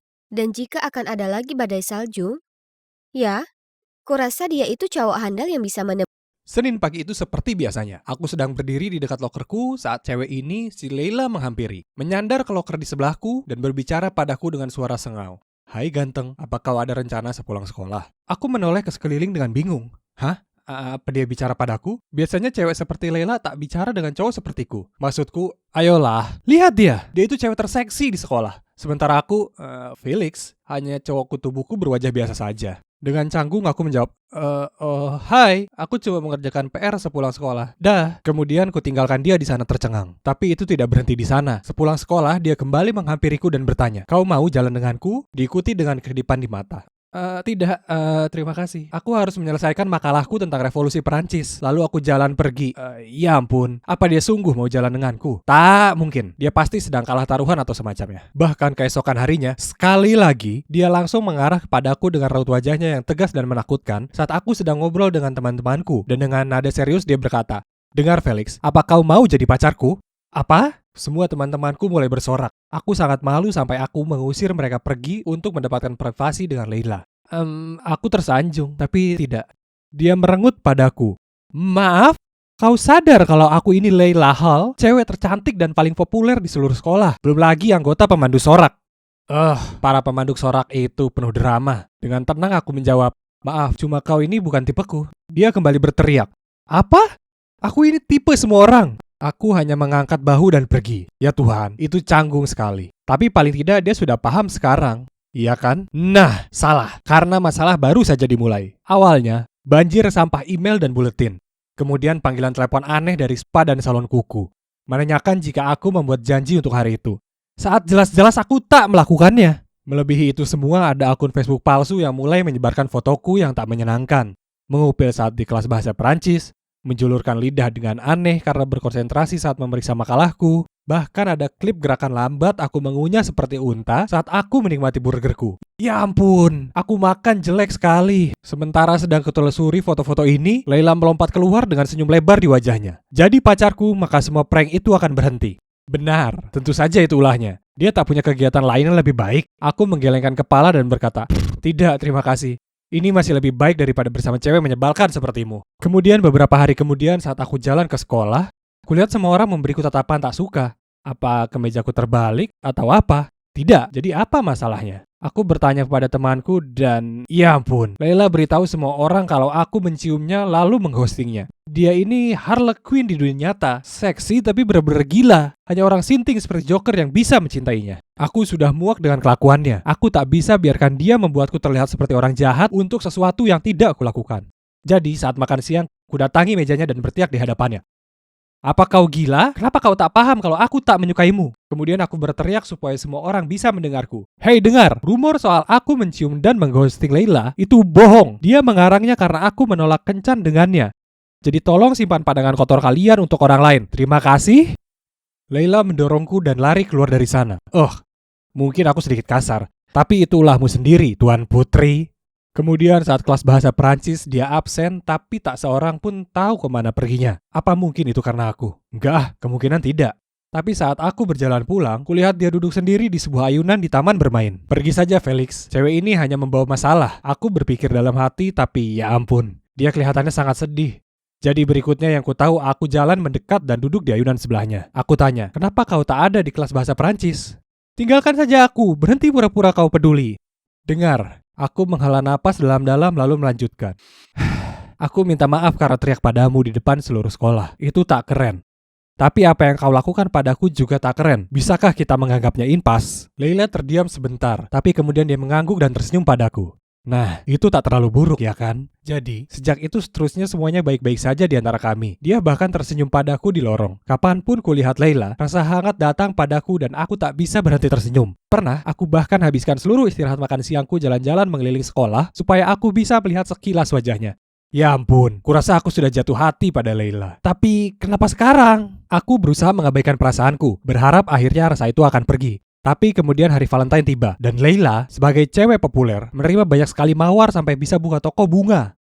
Menyebalkan sekali. Aku harus berbuat sesuatu. Jadi, sepulang sekolah aku ke rumahnya dengan beberapa coklat dan sebuah boneka beruang. Segera saat dia membuka pintunya, aku berseru. Aku tahu aku ini seorang yang sangat bodoh. Menolakmu adalah kesalahan besar. Apa kau mau jadi Valentine-ku?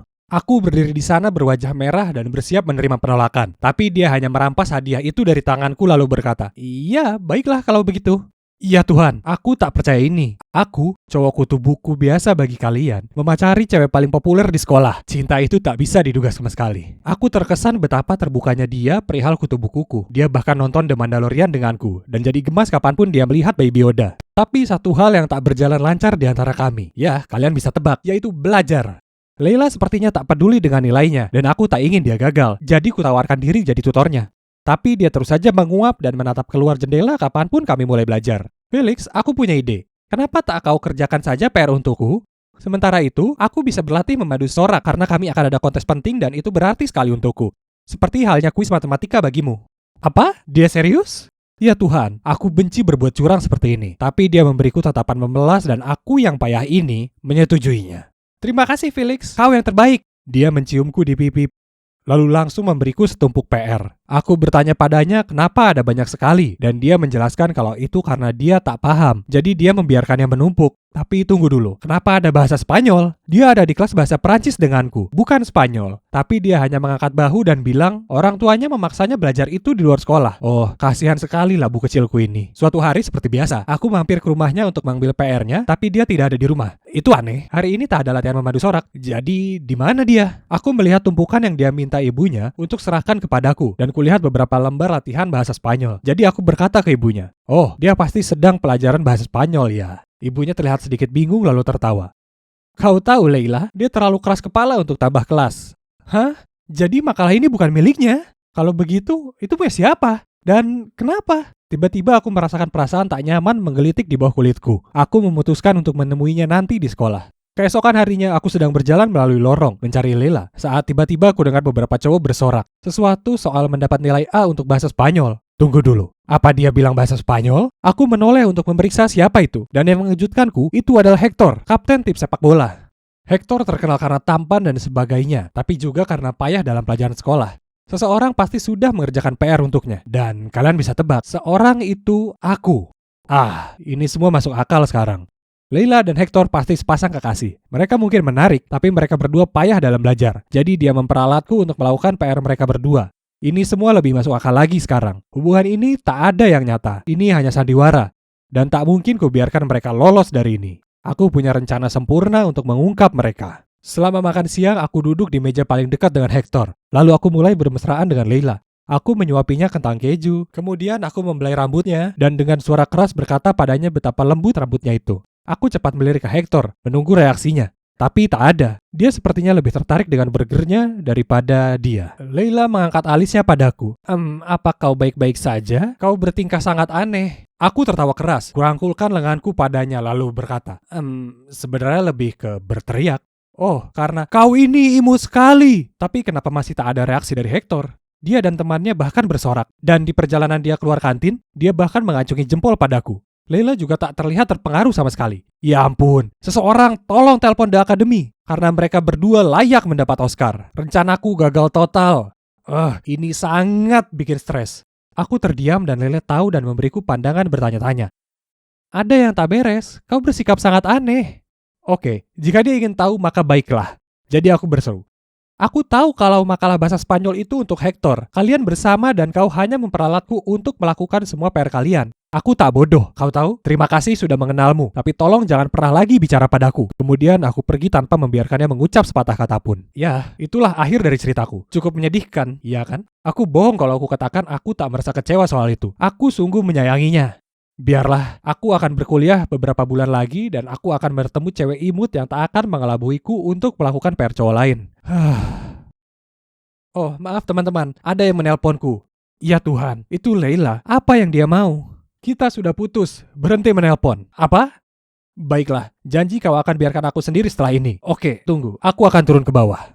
Ya Tuhan, Leila ada di depan pintu rumahku, dan dia bersikeras tak mau pergi kecuali aku bicara dengannya. Jangan kemana-mana semuanya. Aku akan ceritakan pada kalian segera setelah aku kembali. Ya Tuhan teman-teman, kalian tak akan percaya apa yang Leila baru ceritakan padaku. Masalahnya adalah, tim pemandu soraknya harus banyak berlatih untuk kontes yang akan datang. Yang artinya mereka tak bisa belajar sesering biasanya. Karena itu, dia harus mencari seseorang yang mau mengerjakan PR mereka, agar nilai mereka tak merosot. Dan itulah saat Leila muncul dengan ide untuk memenangkanku sebagai cowoknya. Semua godaan, lelucon itu, semua adalah bagian dari rencananya. Itu kebenarannya. Tapi Leila tak tahu mengenai lembar soal bahasa Spanyol, karena rekan timnya Harper yang memberi itu padanya. Ternyata Hector adalah pacar Harper. Tak menyangka itu ya kan? Tapi aku masih sangat marah pada Leila karena dia tetap memanfaatkanku. Kemudian Leila mengambil beberapa makalah dan menunjukkannya padaku. Hah? Itu adalah PR dengan nilai B semua. Kemudian dia memberitahuku. Oke, kuakui awalnya aku tak menyukaimu. Aku hanya mendekatimu untuk memanfaatkanmu. Tapi kemudian aku benar-benar jatuh hati padamu seiring aku mengenalmu dengan lebih baik, oke? Jadi, aku berhenti memberimu PR-ku dan aku kerjakan sendiri. Jadi, perasaannya terhadapku juga nyata? Aku tak percaya itu. Akhirnya aku memaafkannya dan sekarang kami lebih bahagia dari sebelumnya. Aku harus bilang, saat Leila dulu bicara padaku, kukira dia itu cewek gila seperti Harley Quinn, yang aku tak akan pernah suka. Tapi aku salah, ternyata akulah yang tergila-gila padanya. Jadi, ternyata aku lebih mirip dengan The Joker daripada yang kukira sebelumnya.